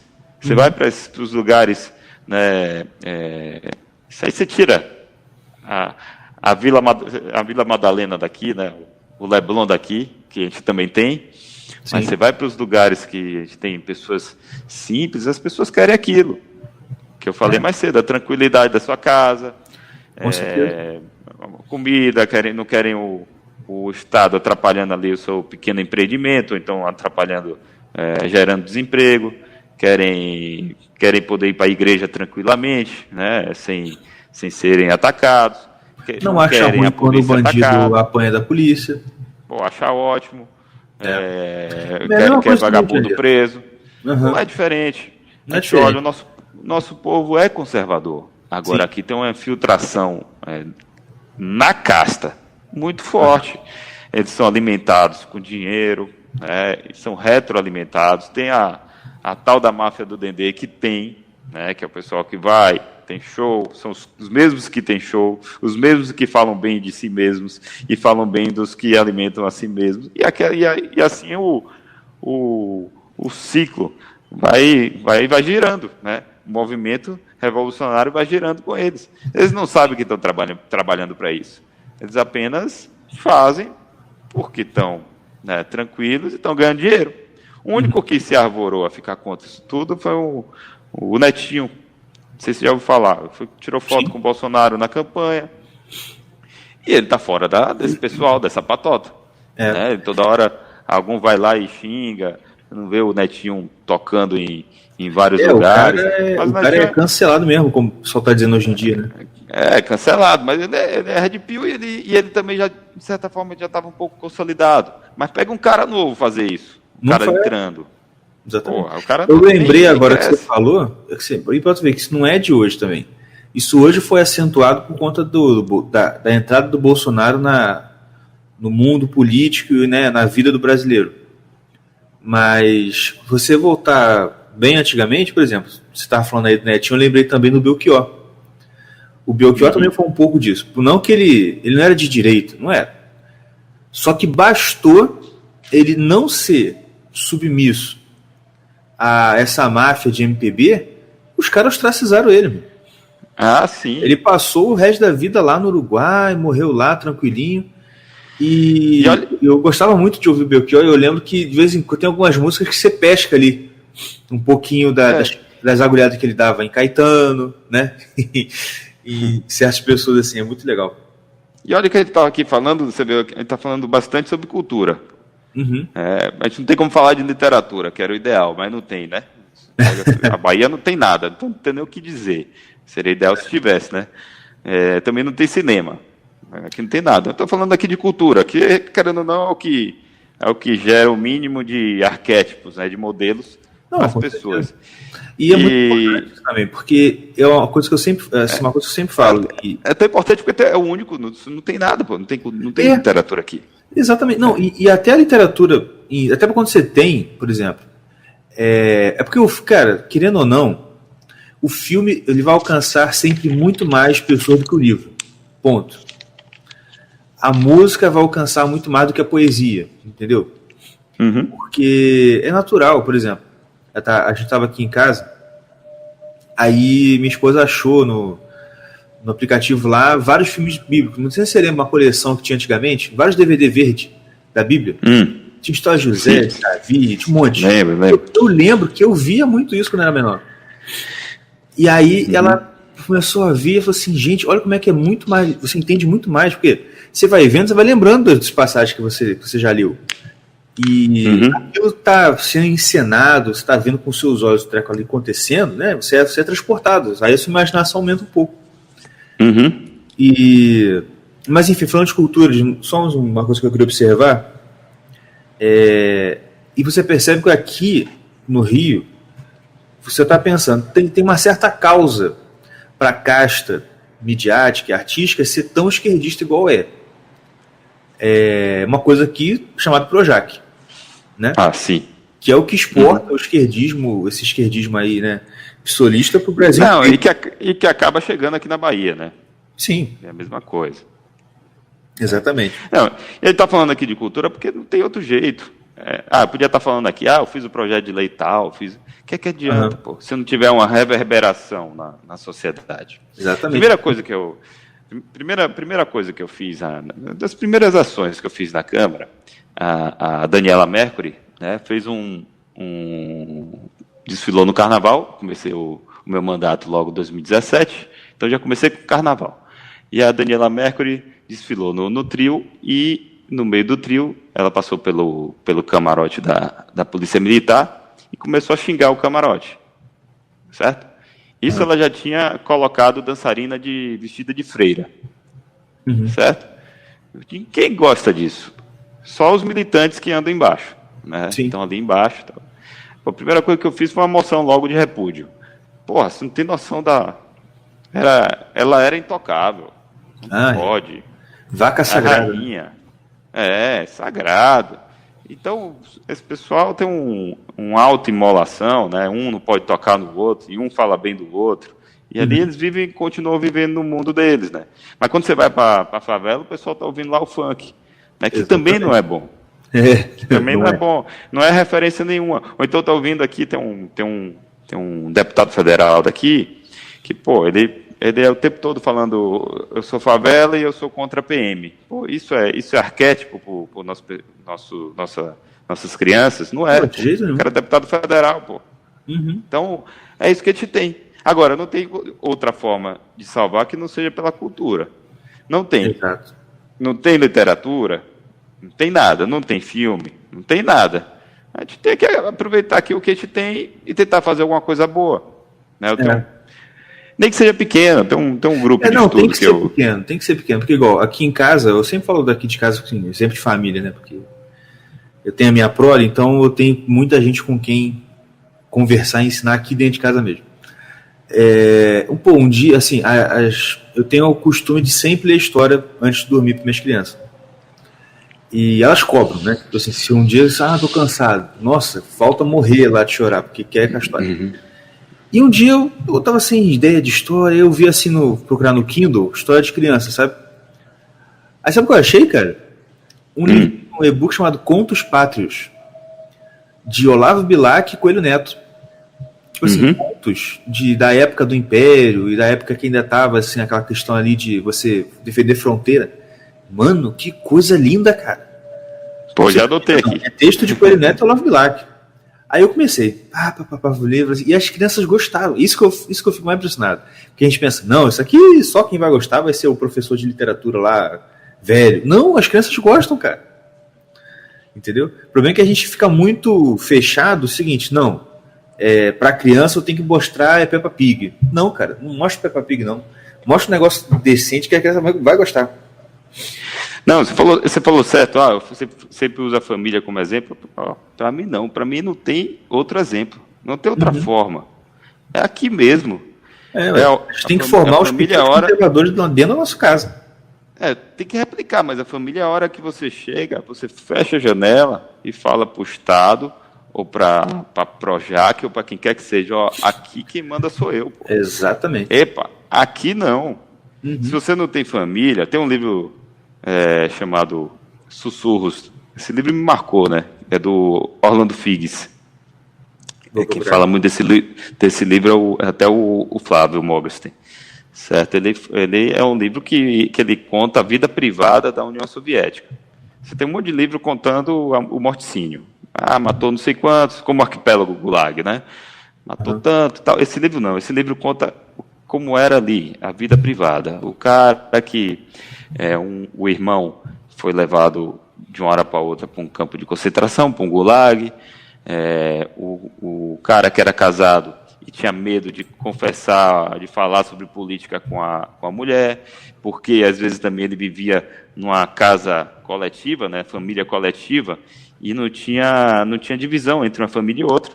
E aí eles tinham que sussurrar, por isso que é o nome Sussurros. Então eles tinham que sussurrar o tempo todo. E às vezes eles tinham que sussurrar, imagina só, eles tinham que sussurrar até para falar sobre política na frente dos filhos, porque os filhos poderiam escutar e comentar alguma coisa na escola. Que normal, a criança faz isso. Pois é. Então, mas a diferença é que eles poderiam comentar alguma coisa e os pais poderiam ser condenados ali para o Gulag. Né? Por conta disso. Então é a vida dos sussurros. Se você não tem família, se não tem um ambiente que você fala, aqui sou eu, aqui Anitta não vai entrar, aqui Peppa Pig não vai entrar, aqui é do meu jeito. E aqui eu vou dar uma educação, vou tentar pelo menos complementar um pouco de educação clássica, um pouco de trivia, um pouco de contos de fadas, entendeu? Do quadrivium. É a hora de você chegar e falar, aqui não entra, pô. É o último trunfo, é a última barreira da liberdade. Se você não tem isso, que é isso que os materialistas, positivistas, né, esse pessoal do novo, não consegue entender, esse pessoal prudente, né, sofisticado, não consegue entender, porque esse é metafísico. Isso não está em lei, não está em Constituição, não está em tratado, não está no livro de Mises. Isso é vida, né? Isso é Deus. Deus colocou assim. E é isso, assim, dessa forma. E aqui, a sala de jantar é o seu castelo, pô. E é hora de você falar, aqui, Anitta, não. Aqui ela não entra, e aqui a gente vai ler um livrinho legal, um conto, um poemazinho. Falar, isso não é para todo mundo, é pelo menos para quem quer. Então, pelo menos a gente deixa quem quer. Já é muito. Porque só você impor via politicamente correto ou via obrigação, e se a gente deixar, eles vão colocar e impor. Só a gente evitar que isso aconteça já é uma grande vitória. Você pega, eu fui acompanhar, como eu aprovei aqui em Salvador, consegui aprovar, até foi vetado depois, mas consegui aprovar uma lei. Não é que é regulamente o homeschooling, é uma lei que deixava pelo menos o homeschooling. Eu sou contra regulamentar, por mim não precisava regulamentar, era simplesmente livre. Mas você tem que aprovar alguma lei para simplesmente falar para o Estado, não persiga o pessoal, não. Não diga que é abandono de incapaz, porque existe a lei. As idiotices do Brasil, mas é assim. Né? Então, quando eu comecei a tramitar, né, essa lei do homeschooling, eu comecei a ter muito contato com as famílias educadoras. E eles me relatavam isso, a gente só quer ali a tranquilidade a gente não quer ajuda, a gente não quer carteira estudantil, a gente não quer nada, não quer livro, a gente só quer que não persiga a gente. Pedir muito. Aí eu me lembro eu falando, eles ficam lá explicando, né? Tem 1000 teorias de pedagogo. Mas não dá certo por isso, não dá certo por aquilo. Aí eu, uma vez conversando com eles, rapaz, a gente está aqui pensando nas teorias para legitimar algo que é divino, né, que é a família. Quem tem que se explicar são eles. Exatamente. Mas essa ideia que o conservador não pega. Entendeu? Porque eu vejo muito isso da galera assim, eles defendem uma coisa, ao mesmo tempo que eles parece que sentem uma obrigação de explicar para o mundo. Gente, olha, eu acredito nisso, é por isso, isso e isso. Tipo, sabe, como se fosse uma culpa que ele sente por ser conservador, ele tem que ficar se justificando, se explicando. Manda todo mundo tomar banho, cara. Assim, isso aí.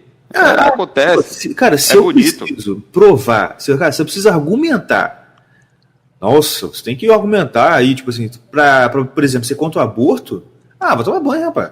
Isso que você está querendo é matar a criança dentro da barriga, ponto, acabou. Por isso que aqui em casa, sempre que surge algum assunto de desse, cara, eu doutrino mesmo, sabe? Tipo assim, a gente tá conversando, a gente conversa assim na coisa, aí eu falo uma coisa, não sei o que, é socialista. Aí a criança pergunta, pai, o que é socialista? Eu falei assim, uma pessoa que come merda. Uhum. Isso aqui é feminista. O que é feminista? Feminista é uma mulher que tem merda na cabeça. E aí minha esposa fica assim, ai meu Deus, não fala isso não. Eu falo assim, não, mas elas têm que entender desde criança que isso é uma porcaria. Não tem outra palavra, é uma merda mesmo. Sabe o que eu gosto de usar? Eu tenho uma filhinha de 6 anos, certo? E ela, mulher gosta da coisa bonitinha, gosta de pintar, né? É quase uma princesa, né? E eu uso o bonito e o feio. Aí ela pergunta alguma coisa, qualquer coisa. Eu falo, isso é bonito? Não é bonito. Então pronto, não é bom. Sim. É bonito? É bonito, então é bom. É a mesma coisa, se tiver uma feminista lá, cabelo azul e cabelo no sovaco, eu vou falar, é bonito? É bonito, é feio, então tá errado. Boa. Você tem que usar isso aí, pô. Usar o bonito e o feio. Porque a beleza, a gente vai... Vamos falar do aborto? Tem argumento maior contra o aborto do que você falar que um bebê é lindo? Olha como é lindo, um bebezinho de 2 meses. Pronto. É lindo. Aí tem coisa mais bonita na história da humanidade. Isso até eu fiz um discurso outro dia. Que um bebezinho nascendo ali no meio de porcos, no meio do frio, no meio do lixo, no meio de cabras e cavalos, talvez sem cobertor, sem um médico, sem pediatra, sem nada, e mesmo assim, não é nada de meu corpo, minhas regras. Aqui é a coisa mais bonita do universo. E aqui não tem negócio de ideologia, porque como não tenho dinheiro, a gente vai desistir da vida do meu filho. Não, porque aqui é bonito. É a vida de Jesus Cristo. Porra, argumento bonito. Uhum. E aí você tem que explicar porque é bonito, porque é feio. Nem tudo é bonito. Não, tem o bonito e tem o feio. Aí eu deixo muito claro para meus filhos, né? É bonito, isso é feio. E a criança tem o senso da beleza, que é natural. Está é natural mesmo. Você não precisa ensinar. Natureza humana, pô. É natureza humana. É divino? Tem lá o livro do Porque a Beleza Importa, né? Do Gregory Wolfe. E ele usa a ideia de Dostoiévski, né? Se o mundo se acabar todo, acabou tudo. Não tem mais moral, não tem mais nada, não tem mais nenhuma referência, não tem mais nenhum arquétipo, não tem mais nenhum herói para se espelhar. Acabou tudo. Vai ter um menino nascendo, né, um bebezinho nascendo, vai ter alguém achando a coisa mais linda do universo. Acabou, é a beleza, pô. Exatamente. E aí não vai ter livro de Mises para explicar, não vai ter livro de Hayek para explicar, não vai ter livro de, sei lá, de qualquer um desses aí materialistas, nem Burke para explicar. Isso aí que vai explicar a beleza. Acabou. Exatamente. Pronto. E é engraçado como que realmente essa noção de belo e de feio para a criança é muito natural. Eu lembro que uma vez a gente até escrevi isso sobre isso no Burke. Uma vez eu estava viajando para casa da minha sogra e a gente no meio, uma certa hora a gente passa dentro de uma favelinha. E eu lembro que a minha mais nova falou assim: "Nossa, mas que casa feia". E aí, no instinto, né? Aquele instinto que a gente faz sem pensar, eu falei: "Ô, menina, fala isso não".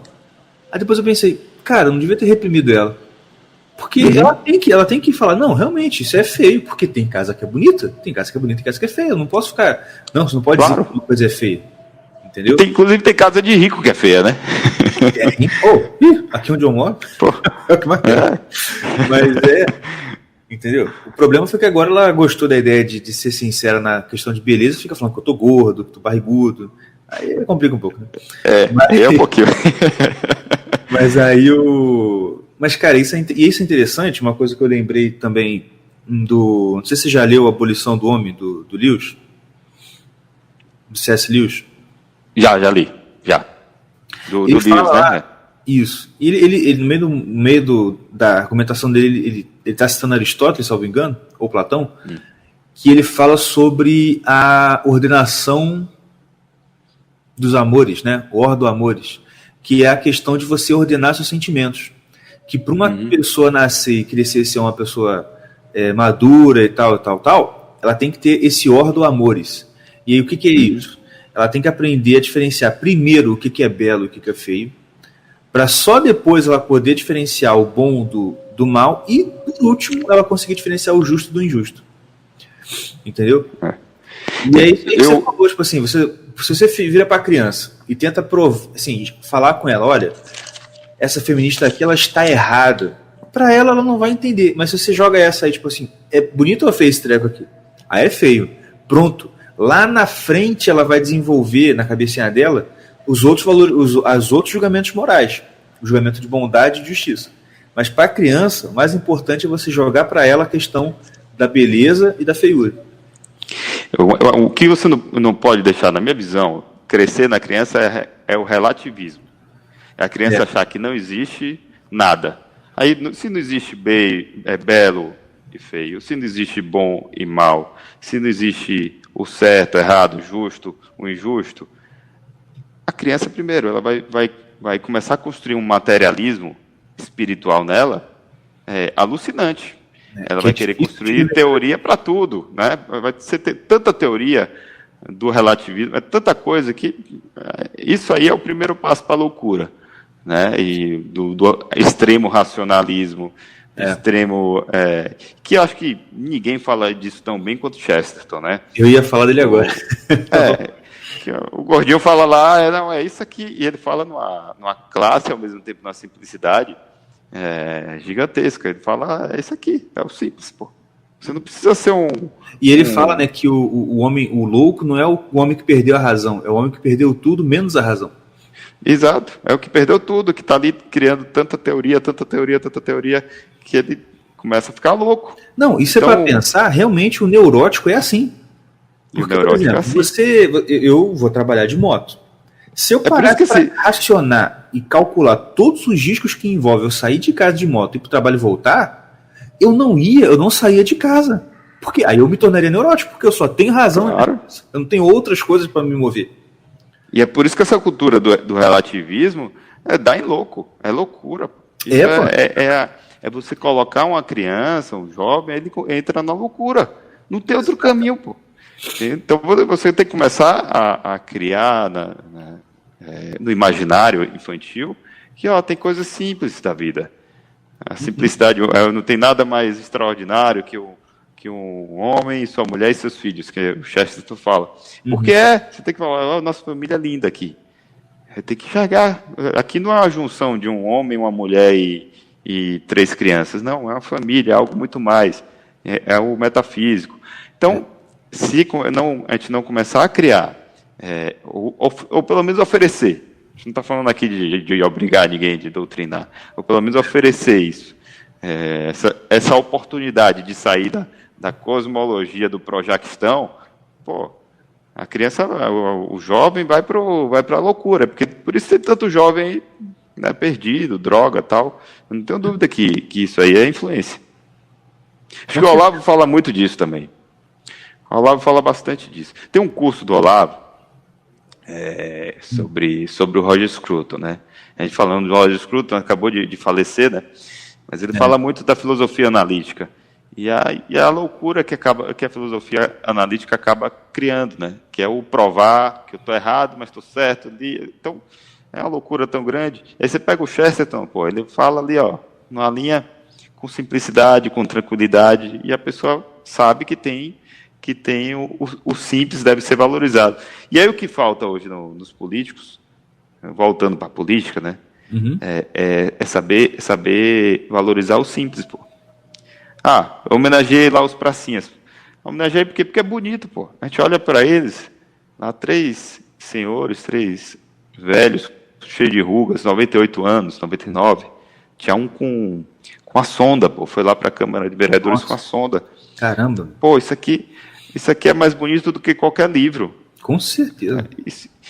O cara da Faria Lima, né, o prudente sofisticado, vai olhar, não, essa sessão custou uma fortuna, muito cara. Uhum. Né, porque ele não consegue enxergar beleza em nada. E nem a importância de valorizar um arquétipo de um herói no seu imaginário. Mas você fala, pô, isso aqui é importante. Né, você tem que valorizar isso. Então, é o simples. Não precisa fazer coisa mirabolante. É só você lembrar que todo mundo quer o simples. Né? É sua família tranquila, é a bandidagem presa, é a polícia valorizada, os nossos heróis valorizados. É simples, pô. A gente fala aqui, lógico que a gente está aqui num bate-papo, mas na hora de falar, você vai falar do simples. Por isso que o Jair é tão bom nisso, porque ele consegue se colocar em símbolos, né, toda a simplicidade da vida do cotidiano do brasileiro, do homem comum brasileiro.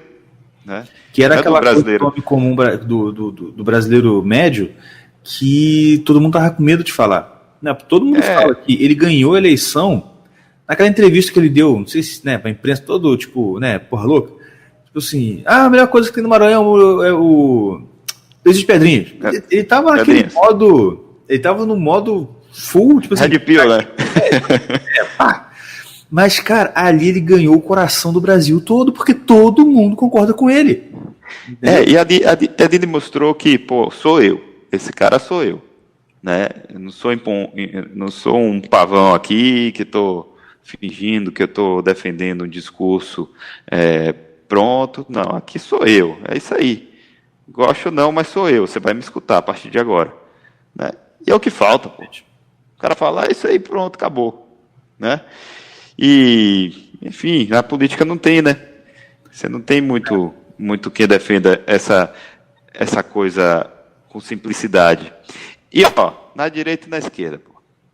Na direita a gente está vendo o pessoal aí dos rótulos, né? Eu sou o Bolsonaro de saia, eu sou isso, eu sou o Bolsonaro do Piauí, eu sou o Bolsonaro da Bahia, eu sou liberal conservador nos costumes. Me dá um liberal na nervoso economia e conservador nos costumes. Puta merda, me dá um nervoso quando escuto isso. Eu já, como o Evandro falou, eu já comigo começa a me coçar. Já começa a ficar. Eu já vejo que é 171 aí. Cara, já dá. Pra mim é no arriar das malas, né? E, pô, eu não aguento ver isso. Então, na direita também, a direita não é diferente, pô. Na direita também tem. Esse pessoal aí tem um monte de carreirista, Nossa, tá doido. Ué, gente, a gente elegeu o Frota, cara. O Frota tá lá, meu. E a gente tem um problema no Brasil. Isso. Se bem que muito a era dele vai começar e vai acabar, não vai voltar nunca mais, né? Mas tudo bem, vai. Acabou, né? A gente tem um problema no Brasil que a gente até não falou até agora. A gente falou muito do conservadorismo, falou do marxismo cultural, né, do movimento revolucionário, mas a gente tem um positivismo aqui, né, que é o, na verdade a gente falou, né, que são os prudentes e sofisticados. Né? A gente não dá muita importância, né? Eu vejo muita gente brincando, né? Tem que brincar mesmo na internet, no Twitter. Prudente, sofisticado, tal. Mas para mim o maior inimigo do Brasil hoje é esse. É o discurso que te desarma intelectualmente, que desarma o conservador, que fala, você não está prudente. É lógico que não necessariamente com essa palavra, mas esse aí é um ministro fora do tom, é um ministro que não merecia estar aí, e aí vai desarmando. A lógica do governo. A ala olavista, e aí vai dando os pequenos jabs que vão minando os caras, minando a militância, minando o tiozinho que defende o Jair no churrasco, vai minando, e esse positivismo hoje, eu acho que muito utilizado pelo próprio movimento revolucionário, é o maior inimigo do Brasil. Eu não tenho nenhuma dúvida. Hoje não tem maior inimigo que o positivismo sem alma, que a coisa ali é amorfo. Ali vai dominando as pessoas, vai castrando as pessoas, né, e vai deixando o cara ali trabalhando pelo movimento. Né? Nem que seja sem fazer nada. Porque só o cara tá sem fazer nada e o movimento querendo destruir o Jair Bolsonaro, o governo, ele já tá trabalhando em prol do movimento. Claro, se a pessoa está se afogando, se não faz nada, você ajuda ela a se afogar. Né? Pois é, hoje é o maior inimigo do Brasil, é o positivismo, pô. É o materialismo, é esse discurso aí, né, ralo. É um discurso pomposo, de aparente neutralidade, de aparente racionalidade, porque é isso que a propaganda dele é essa. Porque, eu sempre falo, né, eu falo não, na verdade, quem fala é o padre Paulo Ricardo. Mas eu repito sempre, a gente nunca deve comprar a pessoa pelo que ela diz defender, a gente tem que ver o que ela ataca. Uhum. Né? E por quê? Porque a propaganda sempre é boa. Né? O comunismo ele sempre teve a propaganda de virtude. Eu sou o defensor dos pobres, eu sou o cara legal, eu quero salvar o mundo. O positivista, ele tem a propaganda da superioridade, no sentido de que eu não sou ideológico como fulano, eu sou um cara racional. E só cai nessa quem não conhece o autor, o fundador do positivismo, que foi o Comte. O Comte, ele se achava Jesus retornado, mano. Era isso, entendeu? Assim, a coisa começou comigo aqui, eu sou... Eles colocavam no lugar de Deus, assim, declaradamente. O cara era doido. Era um gênio, mas era doido. Quem não sabe nada do Comte, só pega aí o positivismo aí que os militares gostam. Nossa, que bonito, olha aqui. Porque é aquele discurso que é o discurso que atrai os medrosos, né? O cara que não tem aquela coragem de bater no peito, tipo assim, que se dane aqui, igual você falou, né? Aqui o Projac não vai mandar, aqui o Estado não vai mandar. Ele se sente confortável com o positivista, porque o positivista é o cara que, né? Veja bem, olha lá, vamos, né? É aquela coisa isentona. É o burocrático, o Estado burocrático. Se você for olhar, tanto eu vejo como o maior inimigo do Brasil, faz um experimento. Pega os traíras, certo? Os deputados traíras lá. Porque ninguém mais liga para eles, né? Eles não foram para a esquerda. Né? Mas pega lá e dá uma examinada neles, igual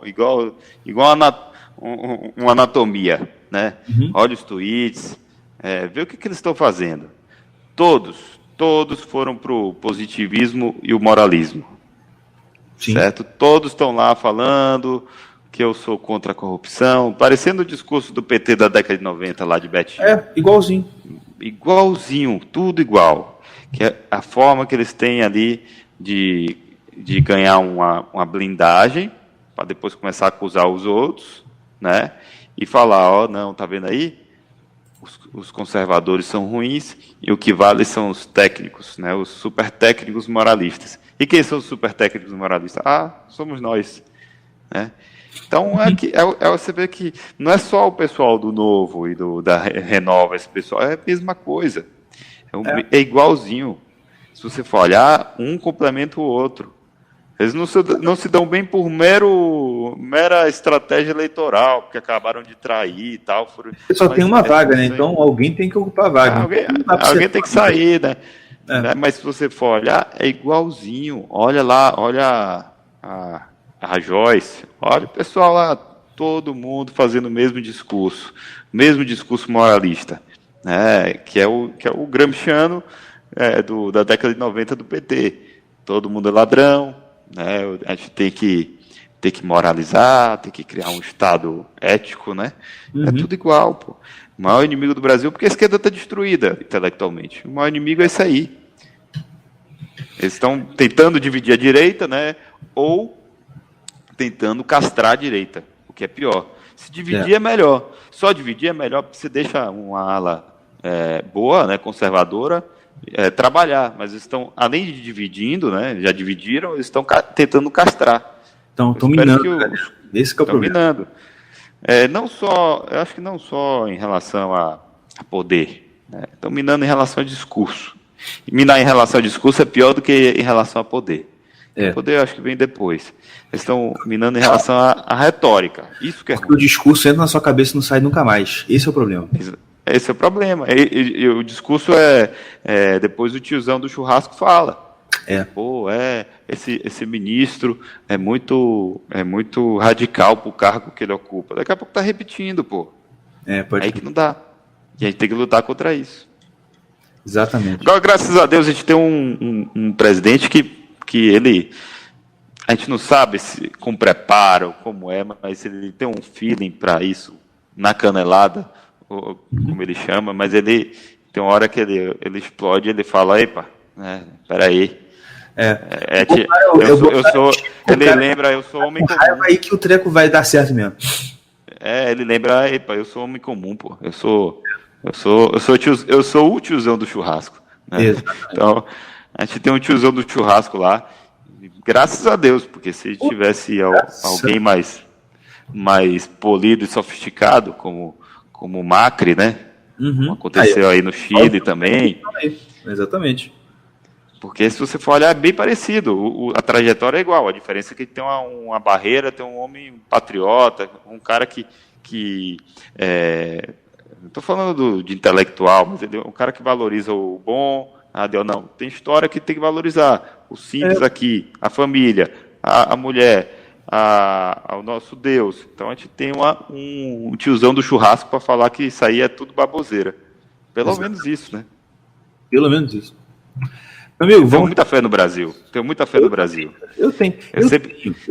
Ao mesmo tempo que às vezes eu fico desesperado pensando que não vai dar certo, mas eu tenho sim, não, cara. Eu não posso me desesperar assim. Vai dar certo esse negócio. A República teve dois caras aí. Caras. Lacerda e o Jair. Sim. Os dois, você vê que os dois Deus deu a segunda chance, né? Quase mataram Lacerda, lá na rua Toneleiros, deu a segunda chance, mas o Brasil não aproveitou.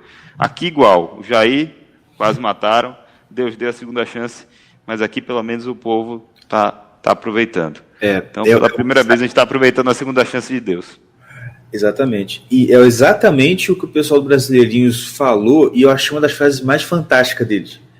Que o palhaço mora num vídeo lá que ele fala assim: a gente tem o filósofo punk e o estadista sincero. Isso é luxo grego, cara. Muito bom. Não, ele fala assim, Deus tá sorrindo pra gente e a gente tá dando mole. Assim, cara, é muito verdade isso que ele falou. Muito verdade. É muito verdade. É exatamente isso aí, pô. A gente tem tudo. Eu acho que a oportunidade aí é missão histórica, né? Eu tô aqui engajado até falando um pouco mais política efêmera, né? Mas é importante, eu tô aqui engajado na Aliança, né? Em coletar assinaturas da Aliança. Aí o pessoal me pergunta, você tá aí, eleição esse ano, você devia estar fazendo sua campanha, correndo atrás. Eu tô aqui numa missão histórica, pô. Isso aqui é o Partido Conservador dos Saquaremas, que a gente não tinha, pô. Estou montando aqui o lugar dos Saquaremas. Entendeu? Isso aqui não é para agora, não. Isso aqui é para décadas. O Brasil vai ter os Saquaremas de volta, pô. Vocês têm noção do que é isso? Você tem noção da grandeza que isso é? Então, falta também um pouco de proporção histórica, né, no brasileiro. Nossa, falta. Mas é o que eu converso com um amigo meu aqui que é conservador também, e ele já esteve envolvido com questão ali de política, eu falei, né? Foi um dos caras da campanha da crise e tal. Ele fica revoltado. A galera que se junta com ele ali para, né, que é conservador e tal, para falar uma coisa, só quer saber de ganhar a próxima eleição. Entendeu? É por aí. E ele falou, cara, vocês têm que se preocupar em botar um reitor nessa faculdade aqui, em botar um cara naquela indústria ali. Pô, é isso que vocês têm que informar os diretores das escolas que vão ser daqui a pouco. Cara, você tem que pensar daqui a 10 anos. Daqui a 10 anos. E é o que Jair fez, né? De certa forma, ali na trombada, mas ele foi criando símbolos, né? Fortalecendo símbolos. É lógico que a gente não pode deixar de falar do Olavo, né? Mas ele foi reverberando símbolos que estavam esquecidos na nossa nação. E 28 anos. Outro dia um jornalista me perguntou, O que é que você quer? Você quer ser prefeito agora? Eu falei, porra, tem um cara chamado... Uma das perguntas, inclusive, que mandaram para aqui. Então, já aproveitando, vamos para as perguntas aqui. Primeira pergunta então vai lá. que veio aqui, ele falou, prefeito 2020? Eu estou formando aliança primeiro, né? Vamos esperar o que dá. Aí é o capitão que manda. Tudo a gente tem que ter... Eu não acredito em nada sem líder, né? Uhum. Também é questão ali de carreira política, você já está respondendo. Mas vou continuar sobre carreira, né? Uhum. Outro dia um jornalista me perguntou, você quer ser prefeito, você quer ser aquilo? Eu falei, tem um cara chamado Joaquim Nabuco que escreveu um livro Minha Formação. Aí ele novinho, ele já tinha muito claro na cabeça o que ele seria se aposentando na política. Aí eu falei, eu quero isso aí pra minha vida. Eu posso até não conseguir, né? Posso até não conseguir, mas eu quero isso aqui. Você tem que saber o que você quer, pô. E aí também, eu uso também o Olavo, né? Ele fala das camadas da personalidade, né? Aí fala, tem um aqui, o cara não sabe o que quer da vida. Ele só consegue pensar na próxima eleição, né? O político. Ali, só consigo ali planejar minha vida ali para a eleição que vem. Tem um cara que fala, não, eu quero que minha vida seja dessa forma. E tem um cara que quer, não, eu tenho uma missão histórica. Eu quero representar isso na Bahia, no Brasil, eu quero ser isso aqui. Quando eu morrer, eu vou ser isso aqui. Eu posso até não conseguir, eu posso até não ter esse tamanho moral, mas eu sei o que eu quero. Exatamente. Eu quero ali, eu estou mirando. Né? Não vai ter humildade, mas é o que eu quero. É o exercício diário que o professor passa lá, né? Porque você tem que fazer e perseguir aquilo ali. Entendeu? Na primeira aula lá, é exatamente isso aí, pô. É o que eu quero. Mas é lógico, é muito fácil de escrever um santo, ou de escrever um herói nacional, e falar, você é igual. Exercício de manhã, de tarde e de noite. Né? Eu quero ser isso aqui. Exatamente. A chance de não conseguir é gigante. Mas pelo menos eu sei o que eu quero. Exatamente. E isso que é importante. Última perguntinha que mandaram é o seguinte, na pergunta que eu brinquei lá, né, que um dos únicos, talvez o único, aí perguntou, deve ser o único da Bahia, não? Diz aí, primeiro da Câmara, você é o único conservador lá? Sou. Agora pensando... Porque o que acontece, eu vou te falar, a gente tem uma bancada, assim, lógico, não quero falar mal de ninguém, né, ainda mais de colega, mas assim, mas a gente tem uma bancada evangélica, né, como todas as câmaras municipais têm. É lógico, como existe uma moral transcendente ali, muito presente, as igrejas também muito presentes, é lógico que a gente acaba convergindo em pautas, né? Mas, primeiro, sem linguagem, às vezes a linguagem é infectada pelo politicamente correto, pelo marxismo, às vezes o parlamentar cede para pautas de esquerda para ficar bem na foto e aparecer no site. Uhum. Então, você vê que não existe uma... Eu não estou falando que o conservador tem que ser um burke, não. Mas não precisa ser um burke, não. O negócio é que não pode ser o security. Pois é. Esse é o problema. Eu tenho muito problema com uma galera evangélica. Eu sou evangélico, então eu posso falar. Uhum. Eu tenho muito problema com a galera evangélica, o protestante, a galera, né, os reformados. Eu falei evangélico, mas tem também os católicos. Na verdade, tô falando eu sei que você não quis tipo assim, estigmatizar, mas só aproveitando o gancho. Porque eu conheço muita gente que está entrando no governo agora, que é dessa linha reformada e tal. Sim, eu só não falo, pra falar a verdade, eu só não falo mais mal porque é parente da minha esposa. Uhum. Mas, cara, eu fico com uma raiva, cara. Por quê? Porque isso tá tão impregnado do ideário liberal e também do ideário esquerdista que o cara simplesmente é um patinho no meio de uma guerra. Entendeu? Uhum. Ele acredita piamente que, primeiro, existem esquerdistas do bem, gente. A gente tem que se juntar. Existem os radicais, mas tem a galera assim, meu Deus do céu, o cara nessa altura do campeonato ainda tá pensando nisso, cara. Não dá, ainda mais o cristão, pô. Mas o cristão, exatamente. O cara quer destruir sua igreja, pô. Ele quer que sua igreja... O cara quer ser hoje, você vai ser o primeiro no paredão, seu idiota. Pelo amor de Deus. Não, os caras aprovaram aqui uma lei LGBT, né? Só eu e mais um votamos contra, né? Sim. E o código colocava lá multa de até R$100 mil para uma piada LGBT. Isso seria apurado por um órgão da prefeitura, sim, julgado por um conselho, um soviete da prefeitura. Certo? Votei contra. Aí teve um pessoal evangélico que falou, não, eu vou votar a favor porque eu vou colocar uma emenda aqui. Eu falei, qual emenda? Não, a emenda que tira as igrejas disso aqui. Então, pode até acontecer, mas nas igrejas não, as igrejas estão fora. Eu falei, quer dizer que... Os outros se ferram fora, mas né? Quer dizer que a sacanagem pode acontecer até a parede da sua igreja, pô. Mas a igreja eu tô defendendo. Então, isso é ser conservador, pô. Não é? Pô, não é querendo rotular ninguém, não, mas... Não, pode rotular, esse povo merece. Pô. Eu falei, enfim, para com isso. Todo mundo é igual, pô.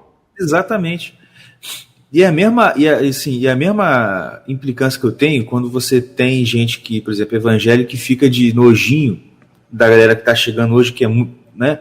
Tem uma onda católica muito forte aí vindo culturalmente, intelectualmente. Muito forte. Por causa do Olavo. Ponto. E eu sempre falo com minha esposa isso, assim, eu fico muito agradecido a Deus por conta disso. Tá entendendo? Uhum. Eu escrevi um texto uma vez para um site, falando assim, o que é ser conservador, ou o que não é ser conservador.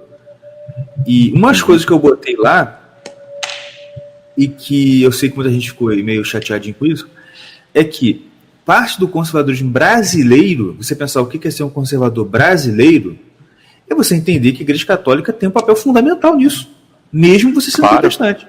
Entendeu? Claro. E você é protestante? Beleza. Eu acho errado. Tanto o protestante que, igual o Luciano do Oliver Talk fala, né? Tanto o protestante que chama o católico de idólatra, tanto quanto o evangélico que chuta o santo, os dois estão errados. Uhum. Não, o católico que chama o protestante de sei lá o quê, todo mundo está errado. Eu acho que eu sempre falo isso, a gente tem que pegar o exemplo de dois amigos muito importantes para a história da literatura mundial, que é o C.S. Lewis e o Tolkien. Né? Um era protestante, era católico, mas eram amiguíssimos. Um influenciava o outro, não tinha essa questão. Agora, o que o protestante tem que entender é o seguinte, o lugar da Igreja Católica no Brasil, principalmente, ele tem que ser proeminente, porque é a nossa realidade. A gente não está nos Estados Unidos. Nos Estados Unidos, a Igreja Protestante tem preeminência, porque é a história deles lá.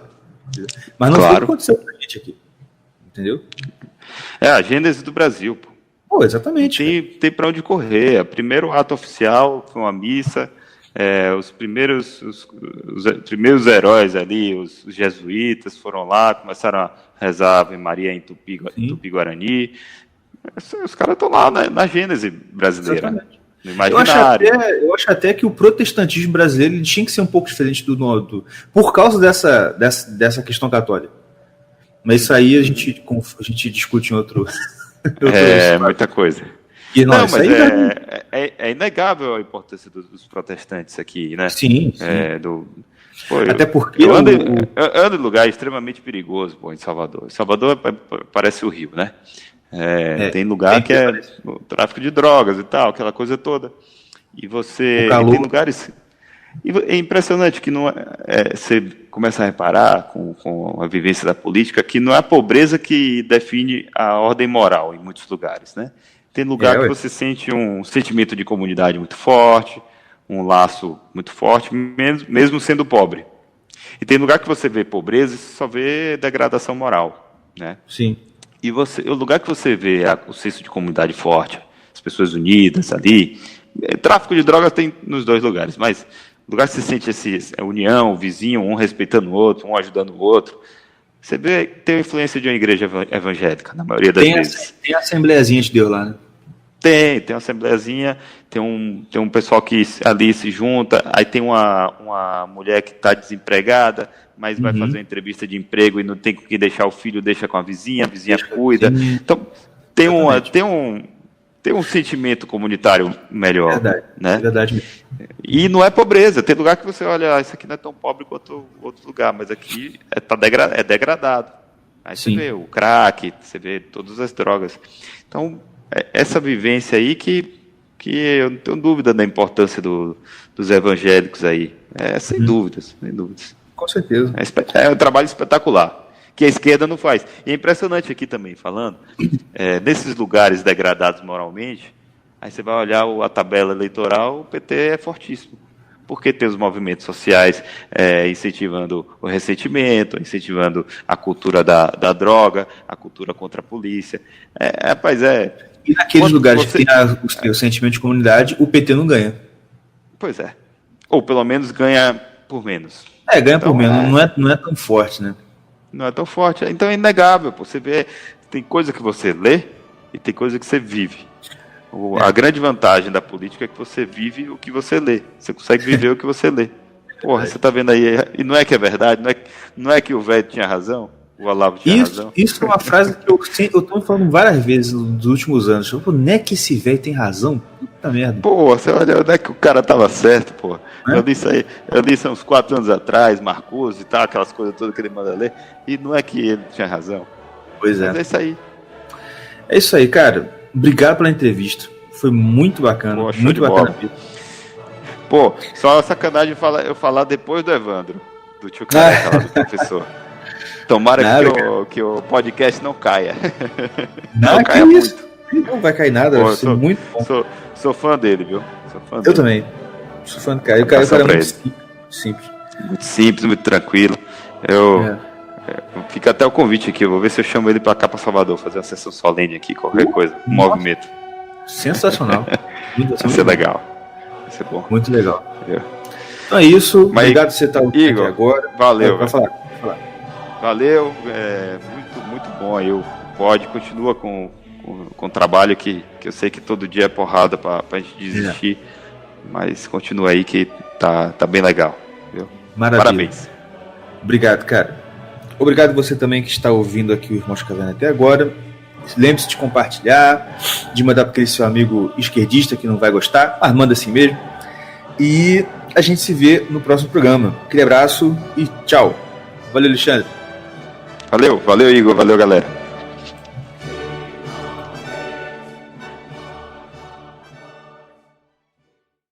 Irmãos Caverna Podcast. O podcast mais retrógrado, mais ultrapassado, mais anacrônico do Ocidente Próximo. Curta, compartilhe e ajude a espalhar a mensagem dos obsoletos. Até porque, quando se está na beira do abismo, o único progresso racional é voltar para trás.